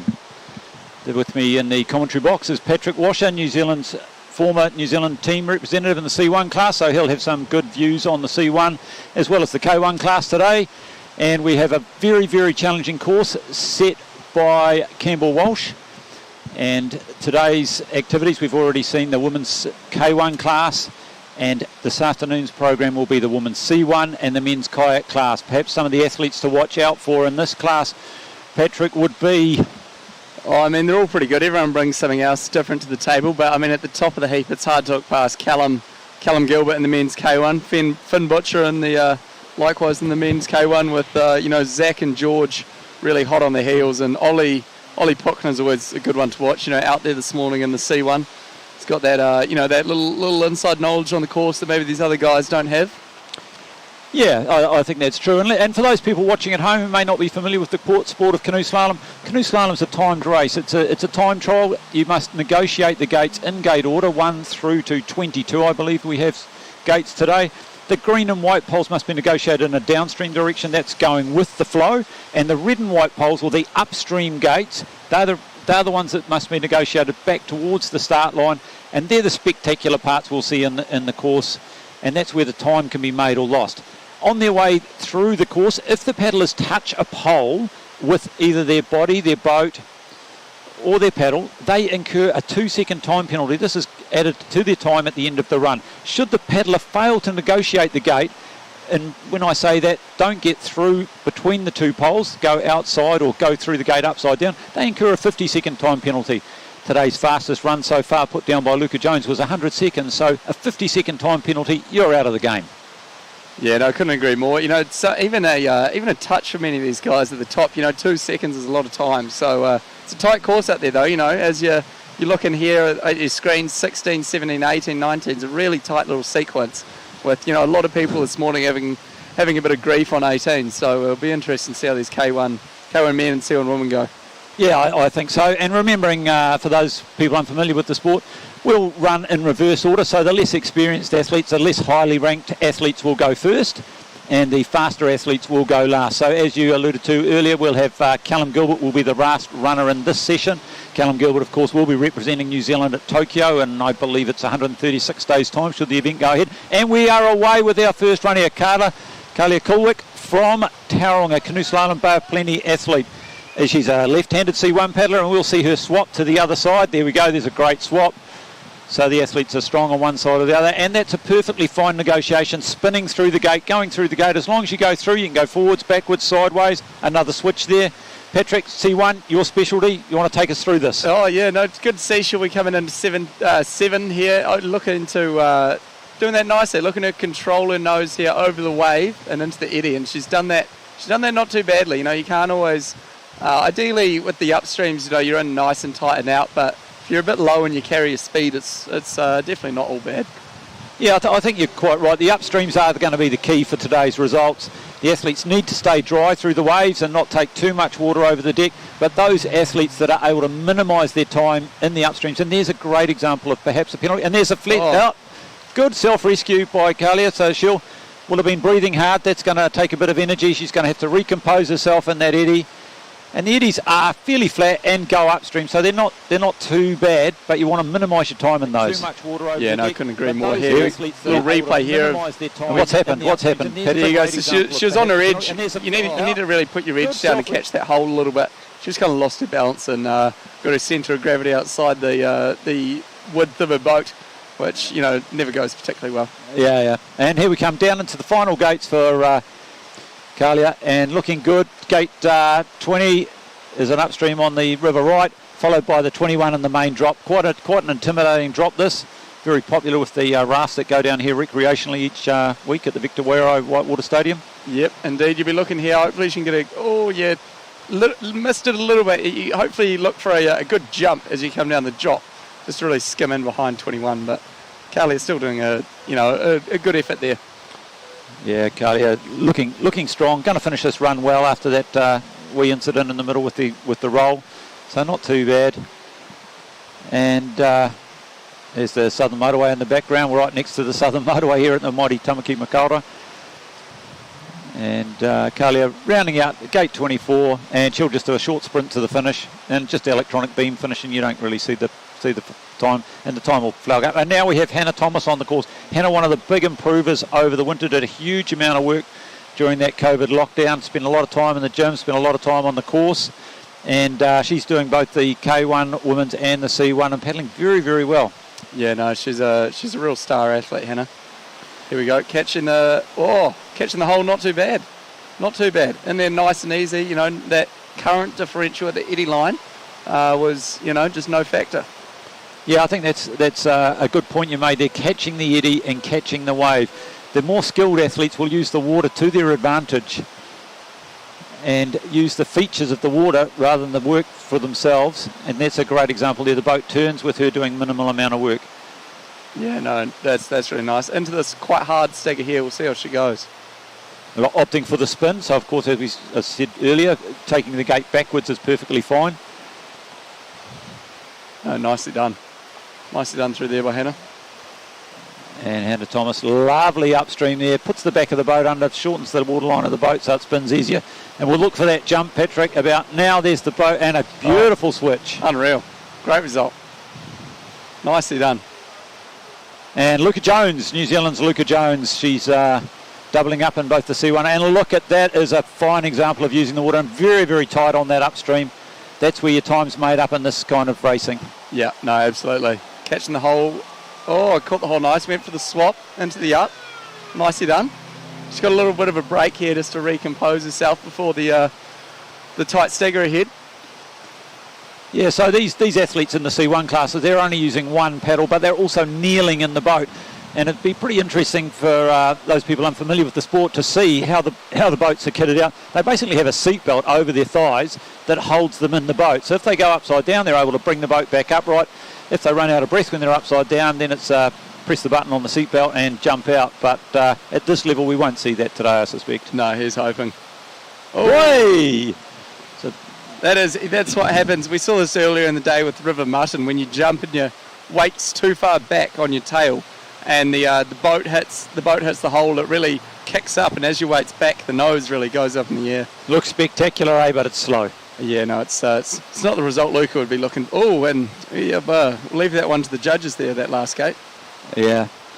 And these boats only weigh 10 kilos, so getting kicked up in the air is pretty easy. Here we go. We're going to have a short intermission, and then we'll be into the men's kayak class. Of course, the kayaks, the more familiar boat in New Zealand with using both blades. We have a great field lined up in the kayak field from some very, very talented juniors all the way through to New Zealand's senior men, with Gilbert and Butcher perhaps leading the charge. 2 weeks ago, just before the lockdown at the New Zealand Open, those two were separated by 0.2 of a second. So some very, very competitive racing we're looking forward to.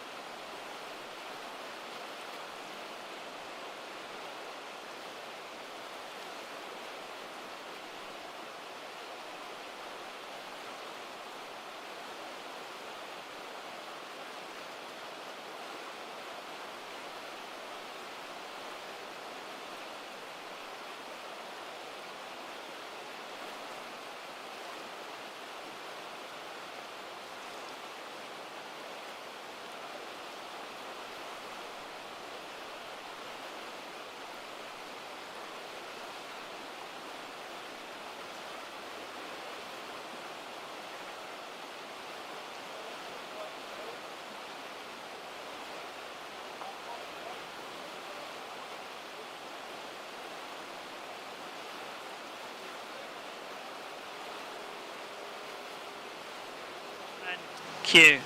Welcome back to the first run for K1 men at this year's 2021 Oceania Vector Wero champs.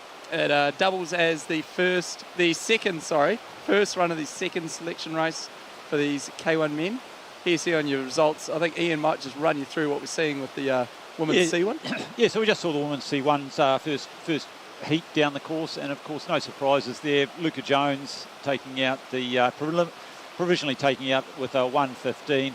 Hannah Thomas paddled very, very well as well, and she's coming in second place. And Carly Kilwick recovering though from that little mishap in the roll in the middle of the course, taking out third place. We'll see them take their second runs. Jane Nicholas from the Cook Islands electing not to run, perhaps saving her gunpowder for the second run of K1. And now we're back with the men's kayak.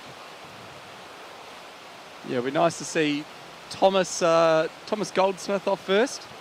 Interesting to see what he can put down on this tight and challenging course. 30 seconds to go.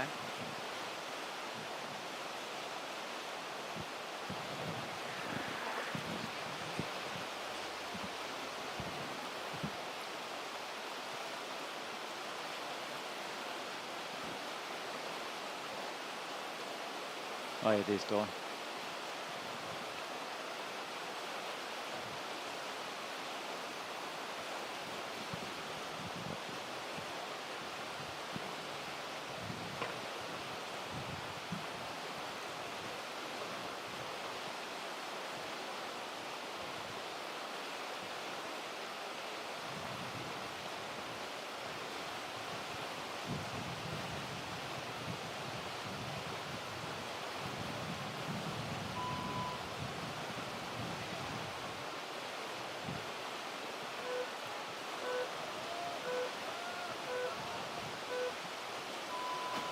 And here we are, we're away with the men's kayak class heat run one of the Oceania 2020 Championships at the Victor Wero Whitewater Park out in Tamaki Makaurau, out in Manukau in Auckland.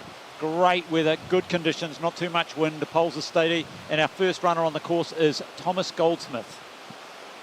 Yeah, no, off to a not bad start. It was quite aggressive there going for the direct through gate 1, 2 and 3, but he pulled it off relatively well, picking up a small touch, but seems to have steadied himself. Yeah, when you're saying direct there, Patrick, you're alluding to the fact that he's trying to go through all the gates facing forwards, and we saw earlier today that a lot of the athletes elected to do what's called a spin, go through the gate backwards. As long as they go through the middle of the gate, they're fine. They can go through forwards or backwards, and he's just managed to catch that wave and get into that upstream 11. It's a tricky little move, but he's done that very, very well, showing some whitewater experience. Remembering the field is reverse seated, so we've got our less experienced athletes on the course first. But Thomas certainly got plenty of horsepower. I hope he doesn't run out before the course finishes. Yeah, no, he's doing well. He's doing well. It's looking a little bit late here. Hopefully he can get through 15, turning before and heading back through the stagger, through the offset downstream gates.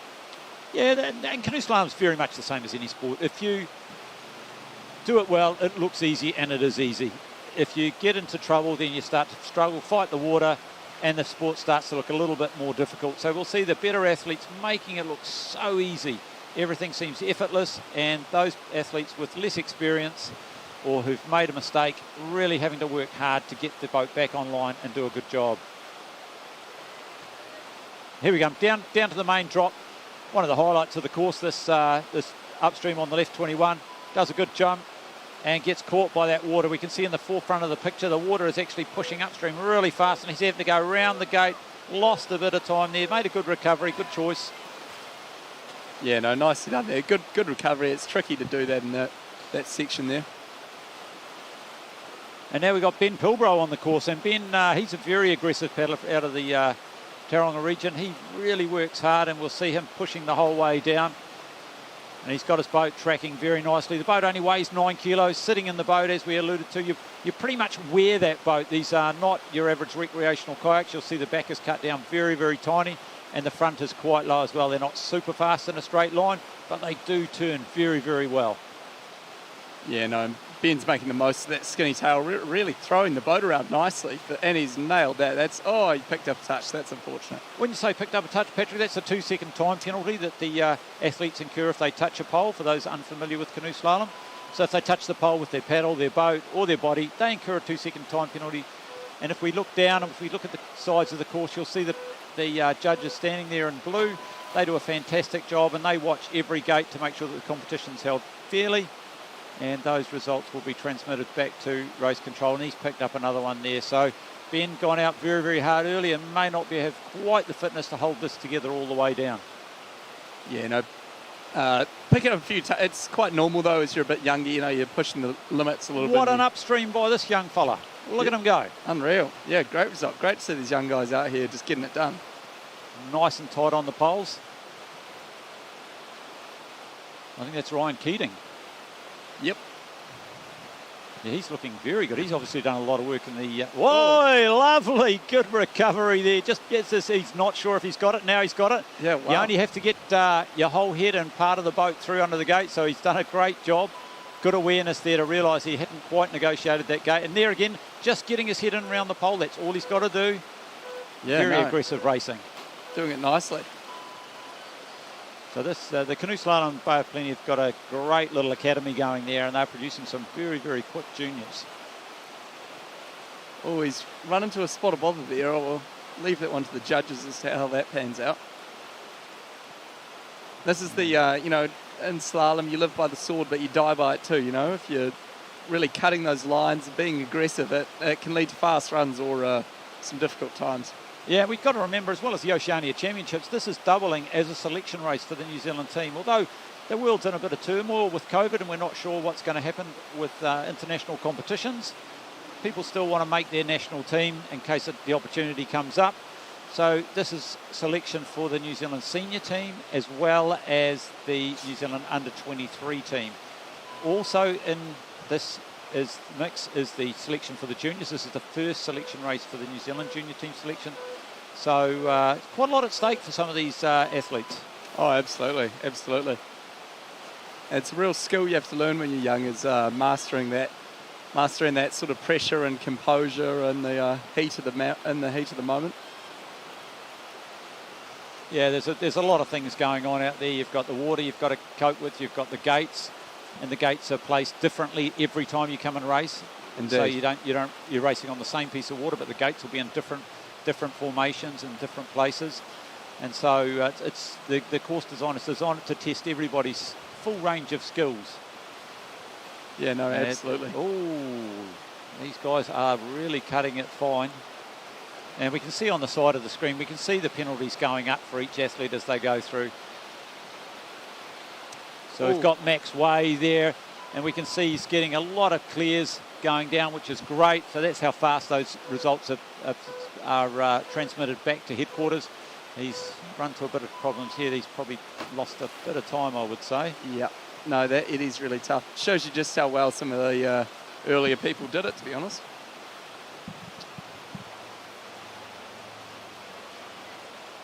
Yeah, it's an interesting sport, slalom. You have to pace yourself. It is a time trial, so there's nobody else out there that you can gauge how fast you're going against until you've done a run and you've seen the results, or your coach is giving you some feedback on the way down. So Absolutely. You've got to know what you've done training-wise to know how fast you're. Well, that was an interesting line. Yeah, it works out quite well for Ashton. Have to say, where he got into a spot of bother there is that he surfed the wave too long. He should have pulled off a little bit earlier to enter a little bit lower into the eddy. Yeah, and those eddies, they certainly catch you here at the Victor Whitewater Park. They're very swift back upstream, and the line between being in a good spot and being in a bad spot is quite small. No, absolutely.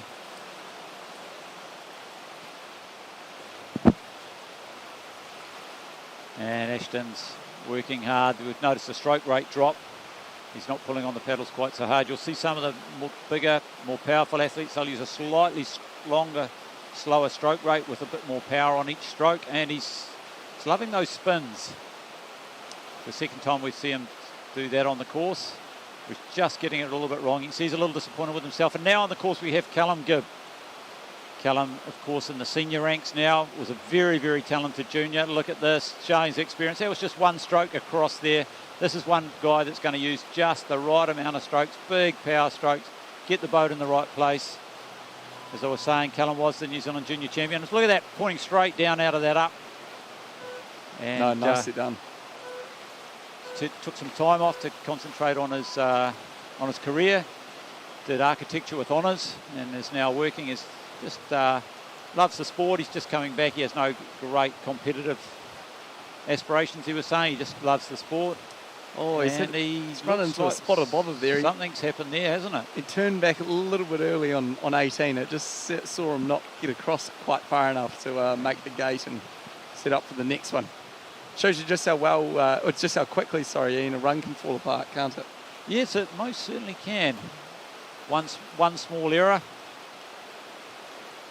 And we've got young Vincent Bloor on the course. Look at him go. Really talented young paddler, Vincent. Yeah, he's got a new boat for the selection races and for this season. Yeah, very long arms too, by the look of things. Nothing wrong with those long arms. No, Gives you the good ability reach. to reach up, reach over some of the whitewater, reach through. And you'll notice that Vincent paddles with the crankshaft. So you'll notice the shaft has bending, the theory being that takes some of the strain off the forearms.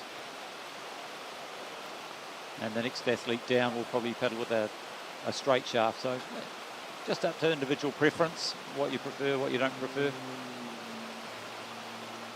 Yeah, doing not too badly though, young Vincent. And on the course, Di Edwards. Di Edwards of Rotorua. Di was the World Masters champion when they had the World Masters Games in Auckland. He won the race here. Di's come from a very strong paddling background. He's been in the New Zealand team, the New Zealand raft team, and lives in Rotorua, so paddles on the Kaituna River, out at Oakeri Falls a lot. So he's very, very experienced. Not as fit as he'd like to be, but that's where experience always pays. You can gain a bit of time by just knowing how to read that whitewater and how to use the whitewater. Will he come unstuck in the same place as we saw Callum Gibb? No, it's looking like a nice run by young Di Edwards. Yeah, no, he's doing very well for himself so far through the first 14 to 24 gates.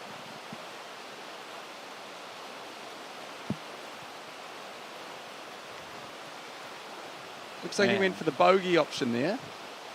So that's where they treat it's a downstream gate, but they effectively treat one of the poles as an upstream. So they pass down the gate and then wrap round. Doing so allows them to have a higher exit and gives them a bit more time through the next gates in the stagger. There we go, we've got the double ups, the 2021 sequence. This is where the athletes will be using their last bit of energy. They know if they can nail this, then the last few gates are fairly straightforward. And Di's done a good job there. He's pulled in nice and tight round the pole, keeping the boat tracking nicely. And here he goes across into the final few gates. Little jump across the wave here. He'll use the back of the wave where the water slows down to turn the bow back up and come through. And he's tracking well. And we can see that he's picked up a couple of penalties as we look at the scorecard on the side of the screen there. But very, very good job by Di, showing the experience. Yeah, nicely done.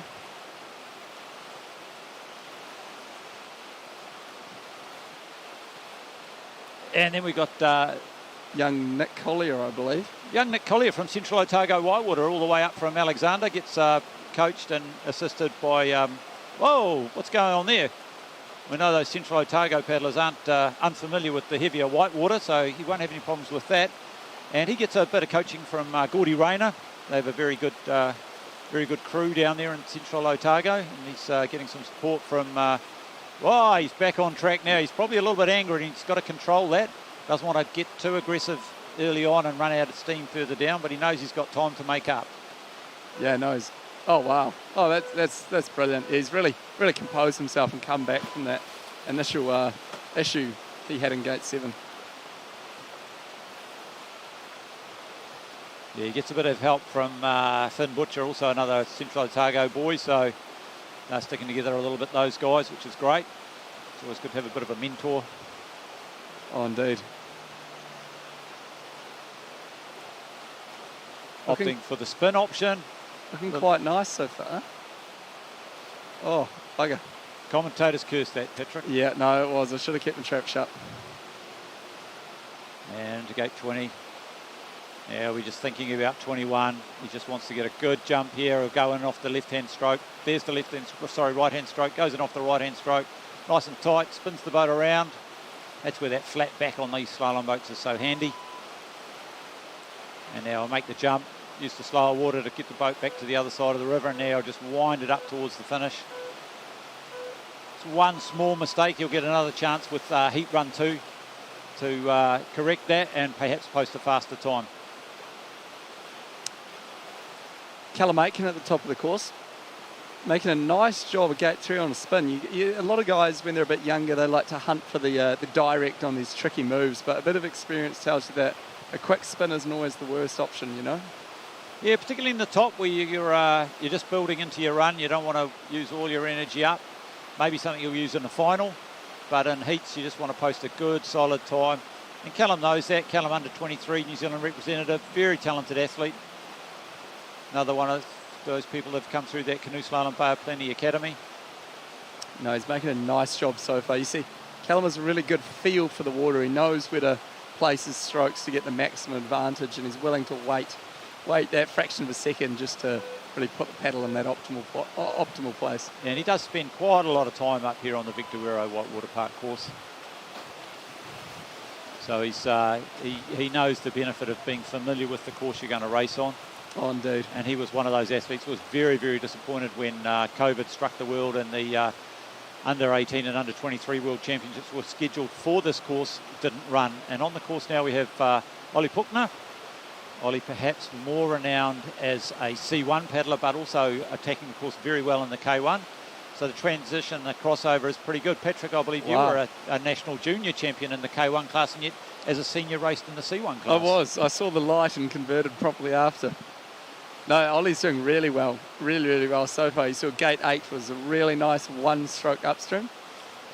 Yeah, he had a bit of a tough time last year. He had a lot of injuries, as young athletes often do. You know, they're growing, and the strain and stress on the body when they're trying to take on a full training load can sometimes lead to shoulder injuries or injuries in the back. No, going nicely so far though, Ollie is. He was a bit low in one of the earlier upstreams, but nothing he can't come back from. Yeah, and we know he's. I watched him last weekend at the New Zealand Open, and we know he's fit. He's obviously done a lot of fitness work over the winter period, so we know he's going to keep pulling hard all the way through.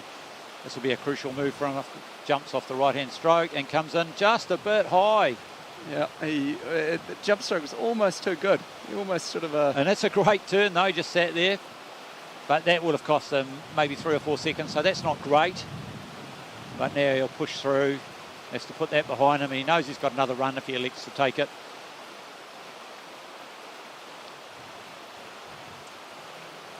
There's George Snook. Another O'Kerry local. And there's George gone. Yeah, he's that quick. And George is back. Negotiating these staggers quite nicely, George is. He's just such a good feel for the water, and he just slides right under those poles.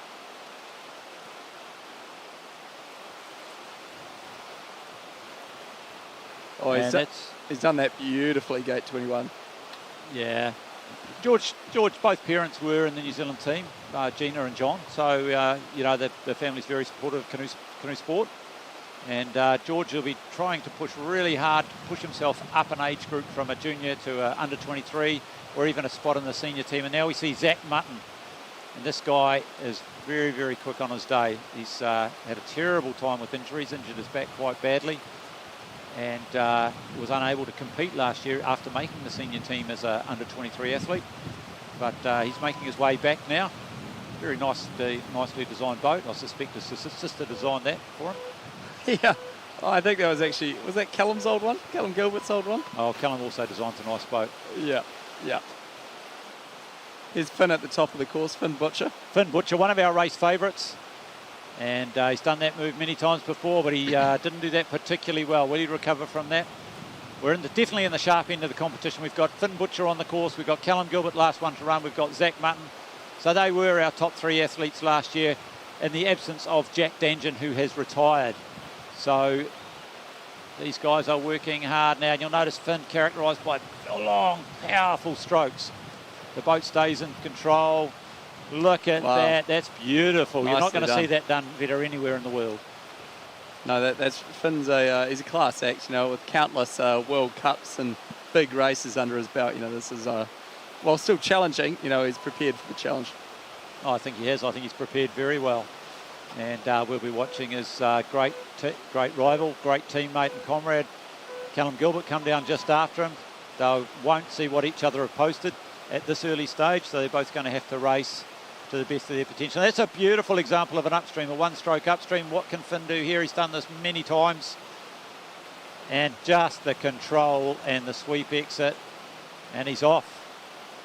Using the water beautifully there. And there's Callum Gilbert, of course, New Zealand's Olympic representative for Tokyo. And you'll notice the contrast in styles. A little bit more nippy, a little bit more, I don't know how you would describe it, floaty on the water. He is a slightly smaller athlete than Butcher, and he has a slightly faster stroke rate, but both of them will get their boats in the right place, going at the right speed every time.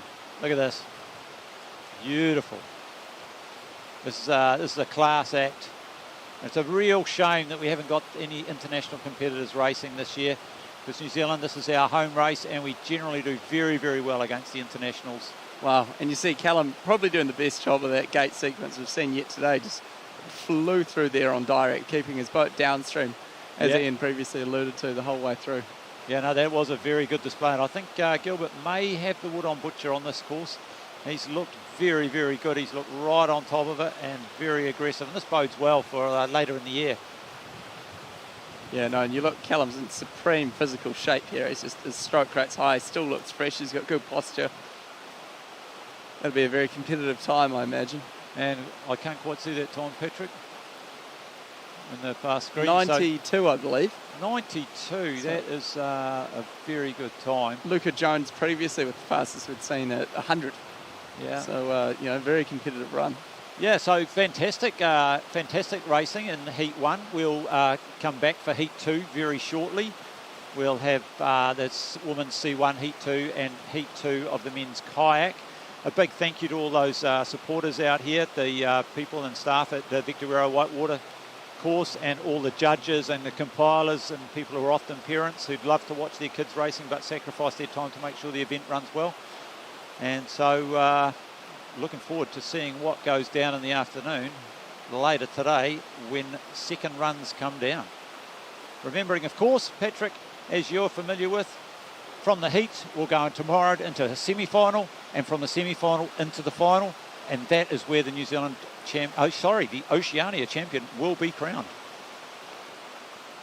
No, absolutely, and with that we'll see you shortly afterwards. Thanks, Patrick. Results are through. Oh, it looks like the results are through. Wow, look at that! Look how close that racing was. So Callum picking up some touches that once again cost him the day by 0.02 of a second. Wow, that does show what we saw. We did see Gilbert looking very fast. Those touches have proved very costly. Butcher taking it out by 0.02 of a second. 3 seconds further back, George Snook with what was a very, very good run by George. Zach Mutton just a little bit further back off the pace by basically 4 seconds. And then we have young Ollie Puckner, who was battling very well. Mikkel Ull from O'Kerry Falls looking very strong. Callum Aitken, Callum Gibb, who did very well after having some problems on the course. And then Vincent Bloor and Ben Pilbrow rounding out our top 10 at this early stage of the competition. Remember, everybody's got a second run to race, and now they know what the time is to beat. We will really see the coaches go to work and get those athletes improving.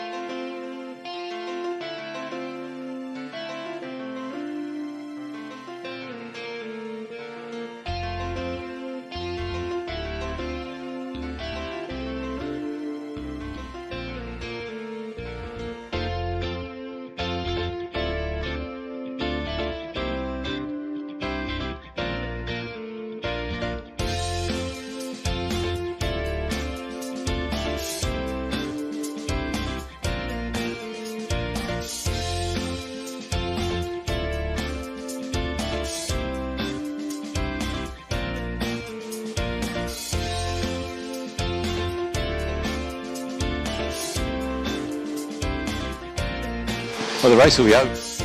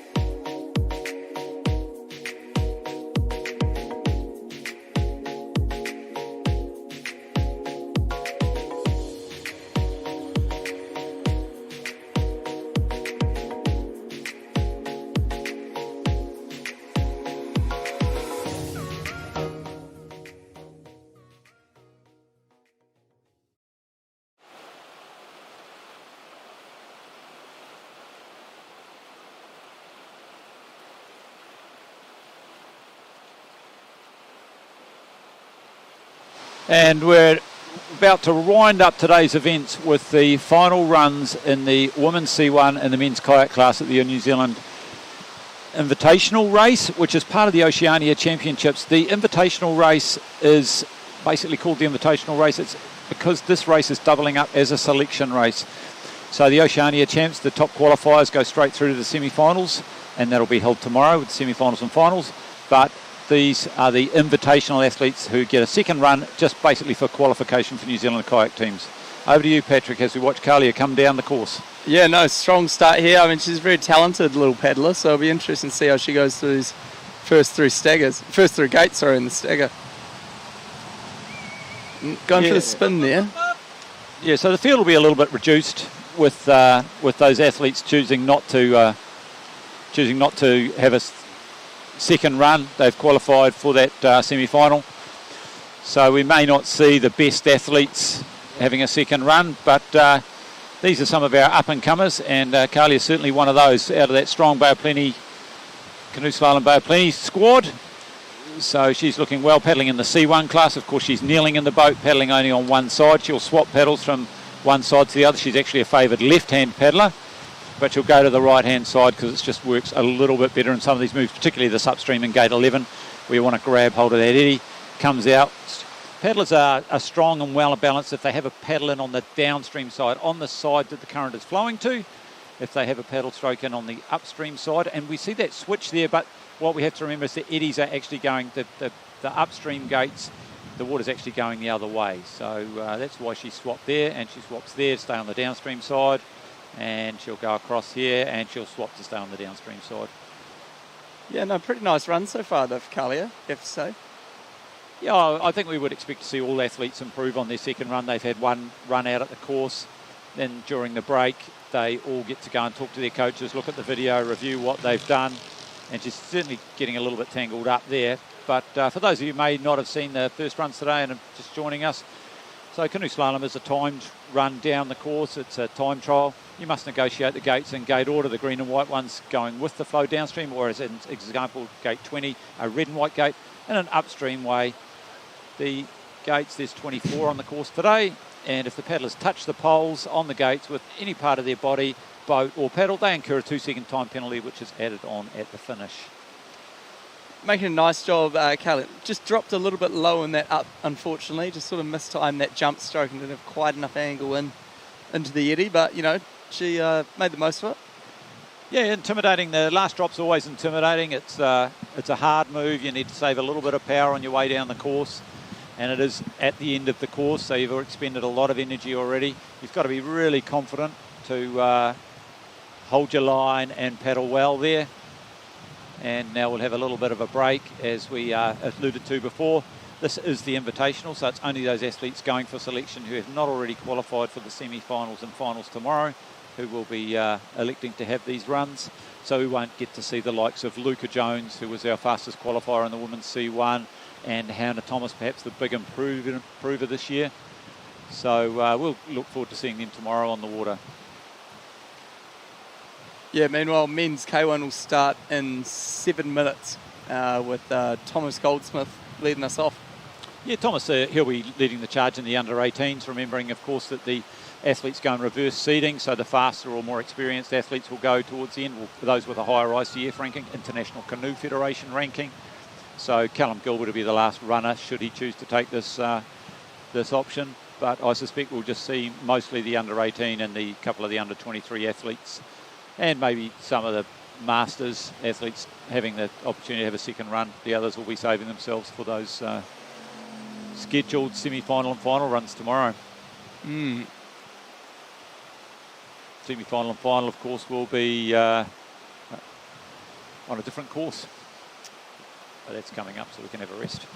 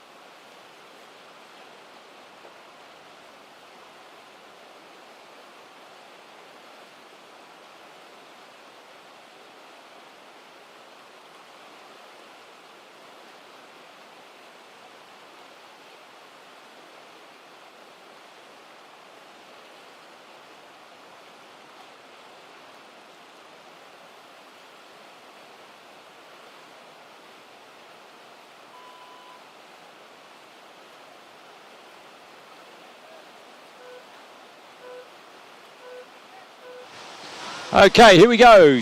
Men's K1 Run 2 Invitational, the New Zealand selection race, held as part of Oceania Canoe Slalom Champs 2021. And on the course now we have young Thomas Goldsmith, looking strong, Patrick. Yeah, he picked up an early touch there, maybe a little bit eager getting into his run, but I'm sure he'll settle down as he gets through the gates. He tracked that stagger, the gates that are set there, the 4, 5, 6. He tackled that very well, a lot better than his first run, I think. He's probably had some stern talking to from his coach, and a great upstream by the young man. Yeah.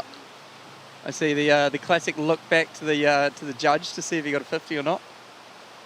Yeah, remembering that there are people standing on the banks watching them, making sure that the paddlers do negotiate to get one of these upstream gates. You've got to get your whole head and part of the boat through the gate, so the paddlers want to cut it as close as they can to save time, but there's no time saved if you actually cut it too fine.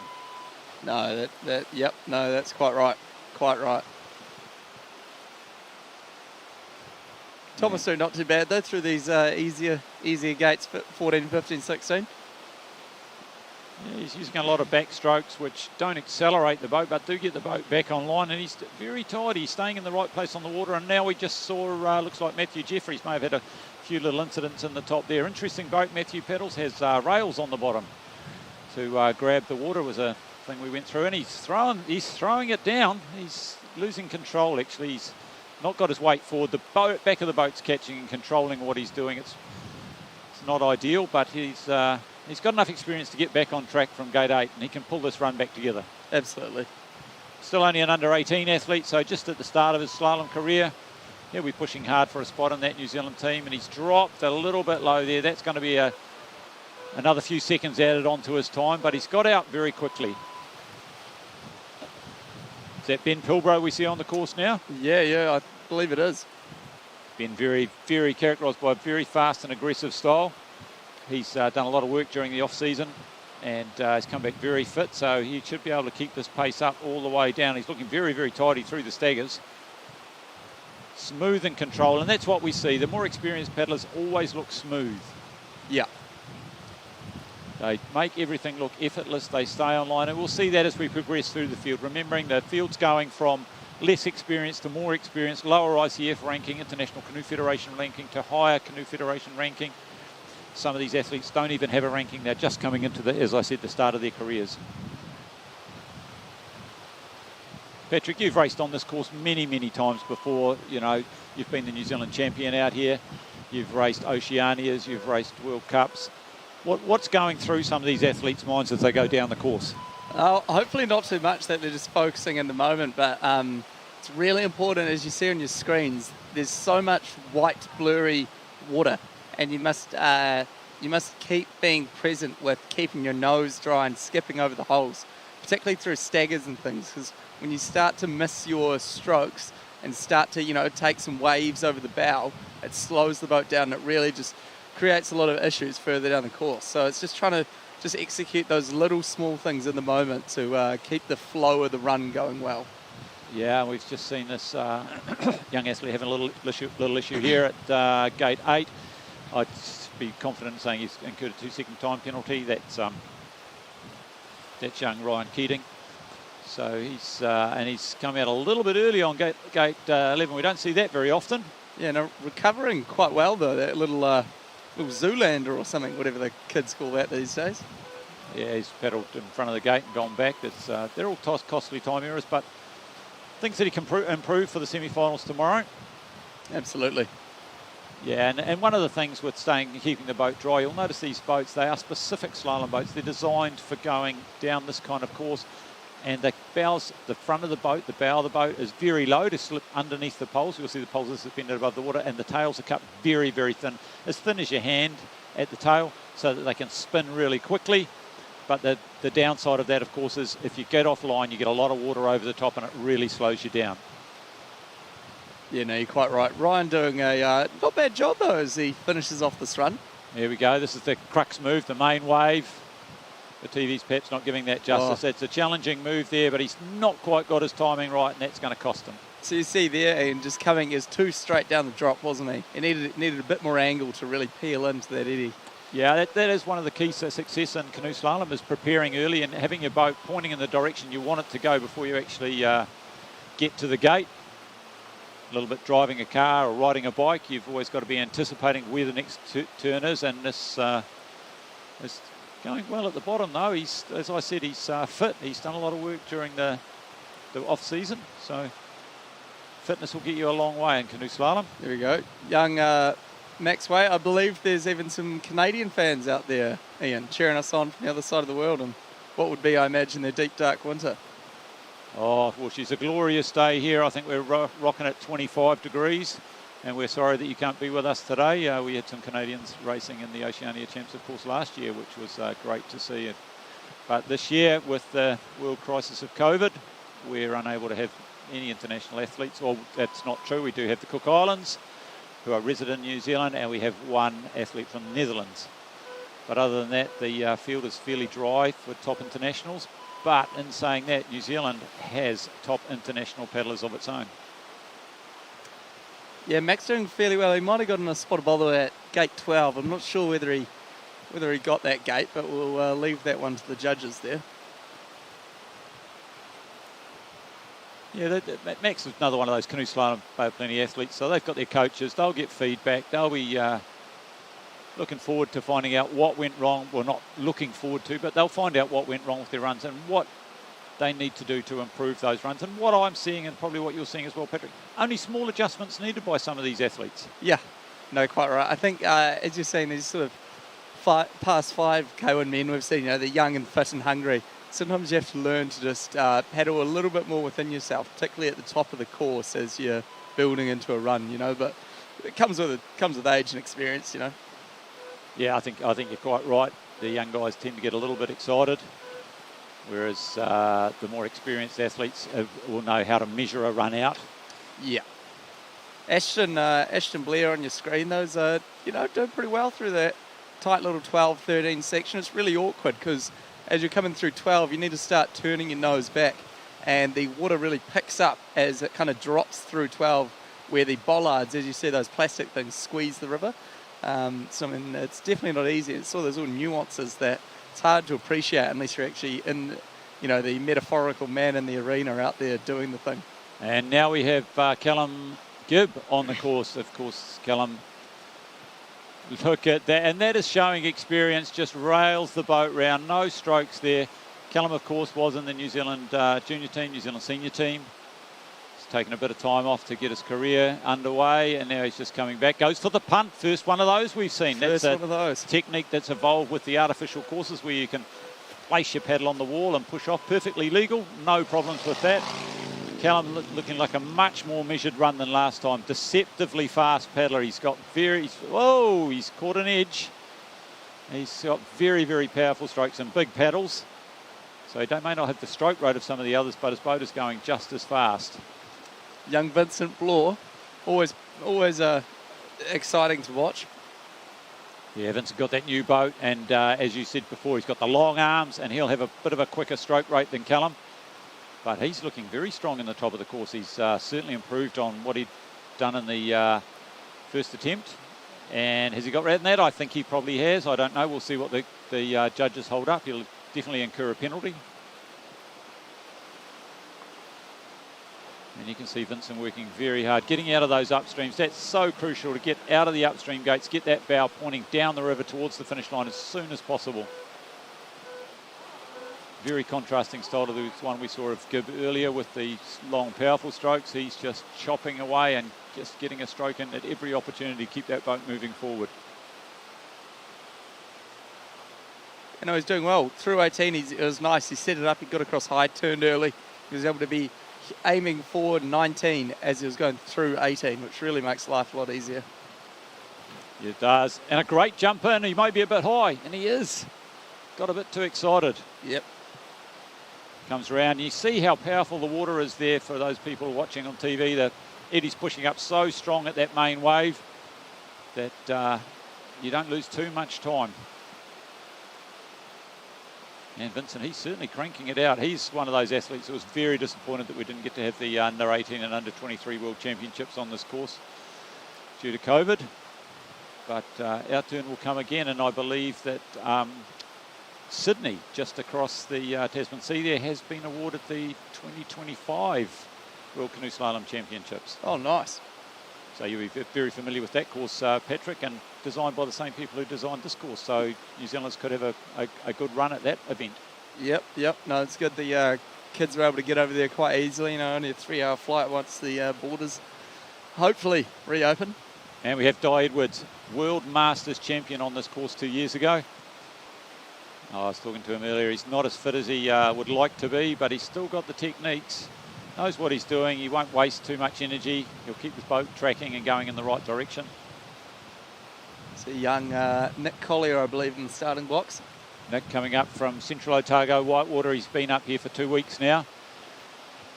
Trained and did very well in the New Zealand Open. As we watched Di Edwards showing his experience at Gate 21. And young Nick, as we were saying, Central Otago, Whitewater, gets a lot of support down there from Gordy Rayner, some of the other ex-team members down there. Tell you what, he's had an aggressive start too, isn't he? He's not mucking about. Well, I think Nick knows that you've got a certain amount of energy at the start of a run. You may as well get it out there on the table. And he is looking very good, very aggressive. Very, very tidy, top part of the run. This is probably the best we've seen so far, as we would expect, the paddlers being in reverse seating. Look at the way he whipped that round. Lovely. And we know he's fit. We watched his first run and we know he's fit. So he's if he can stay online, he's going to put down a fairly solid run here, I would suspect. Yeah. No, we're only at 11, halfway through the course. It's in the family. His brother is quite capable of doing sort of 3-hour marathons with very little training. So I'm sure the genetics serve him well. Well, Nick will probably be hoping not to spend 3 hours on the course. He'll be looking for somewhere around the... I think he'll be looking for something around somewhere between 100 and 105 seconds with this run. Yeah, I mean... first touch, commentator's curse. Hopefully he can quickly turn the boat around. And the spin, that was a nice spin too. He kept the boat going. There we go. This is the crux move now at the end. Lovely aggressive turn there. Uses the bow, uses the pop as the boat pops out. How can he get this? Looks like a good turn. He's done that well. Very, very nicely done. Let's hope he holds it together for the last 3 gates. You see his strokes shortening up a little bit. He's getting tired. He's getting plenty of strokes in there.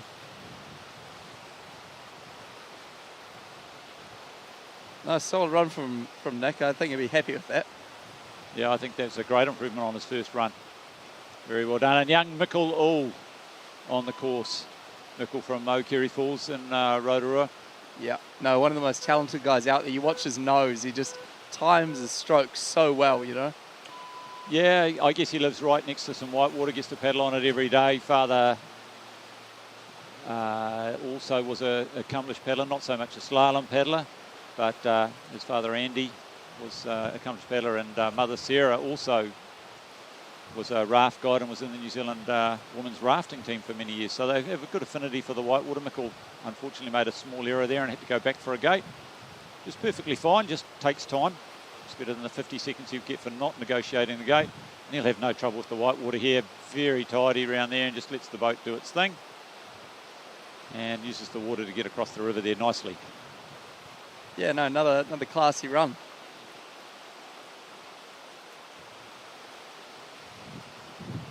Yeah, and a little sprint to the finish line.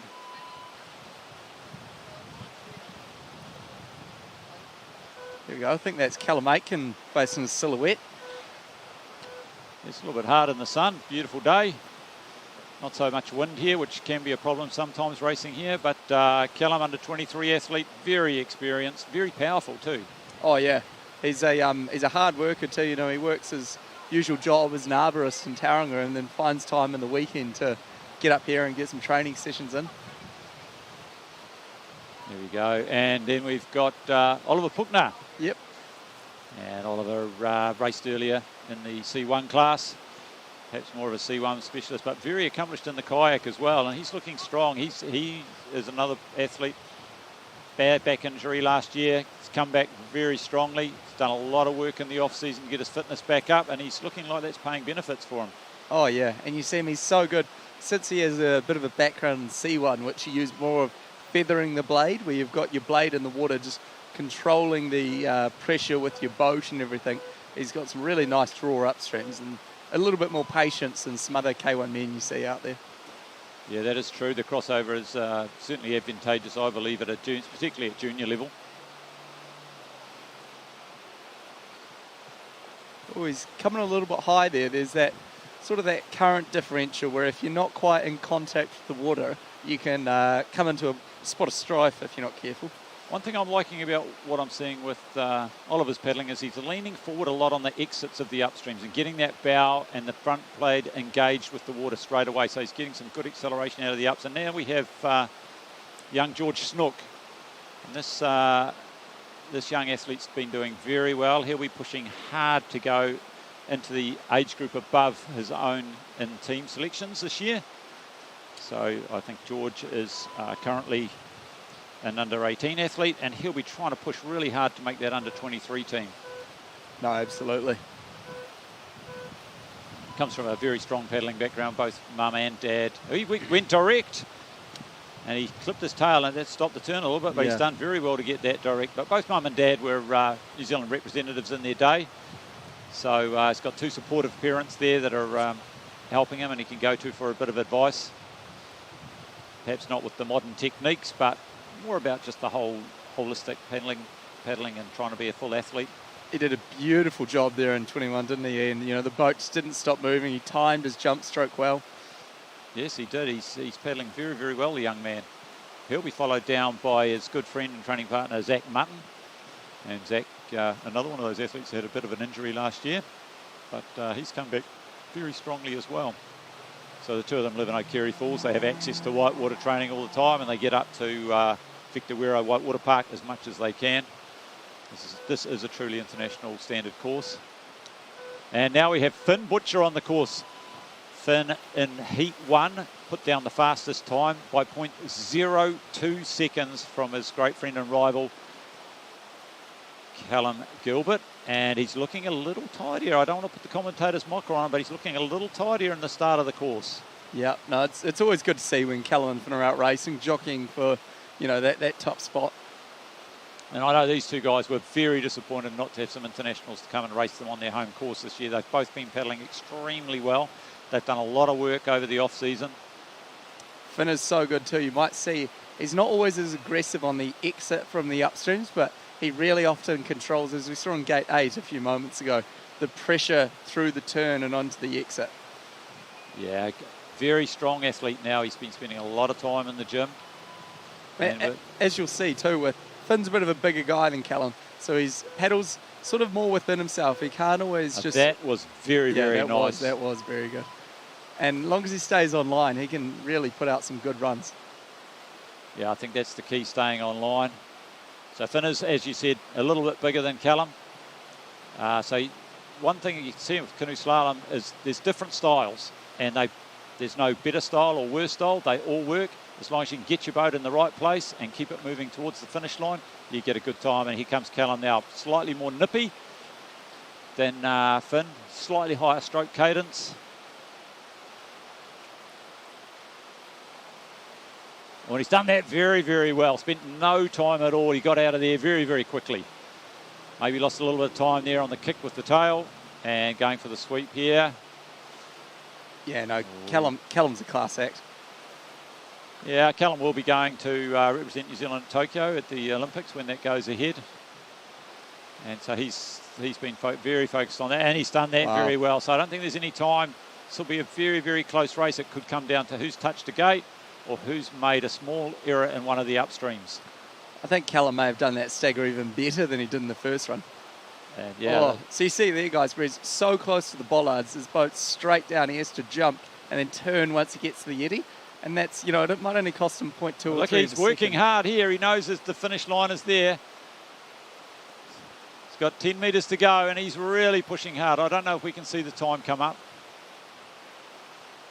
And when we look on the side of the screen, it looks like he's had a clean run. We're just waiting for the confirmation on the last two gates, sorry. Yeah. But the judges have given Callum a clean run provisionally, so we'll just wait for those times, Patrick. Yeah, no, it'll be interesting to see.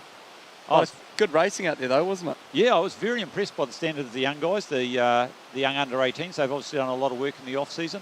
Maybe lacking a little bit in timing and some of the more finessey skills, but definitely getting their boat in the right place and pushing hard all the way. Yeah, no, good to see them. When you're young too, the marginal race really is such benefit to your progress. So good to see them getting out and getting involved. Yeah, as we wait for those provisional results, and they won't be too far away. And a big thank you to the team at the Victor Wero Whitewater Park, the staff for running the event, and all the judges and compilers and all those people that go together to making this a successful race. The running of a canoe slalom takes a long time.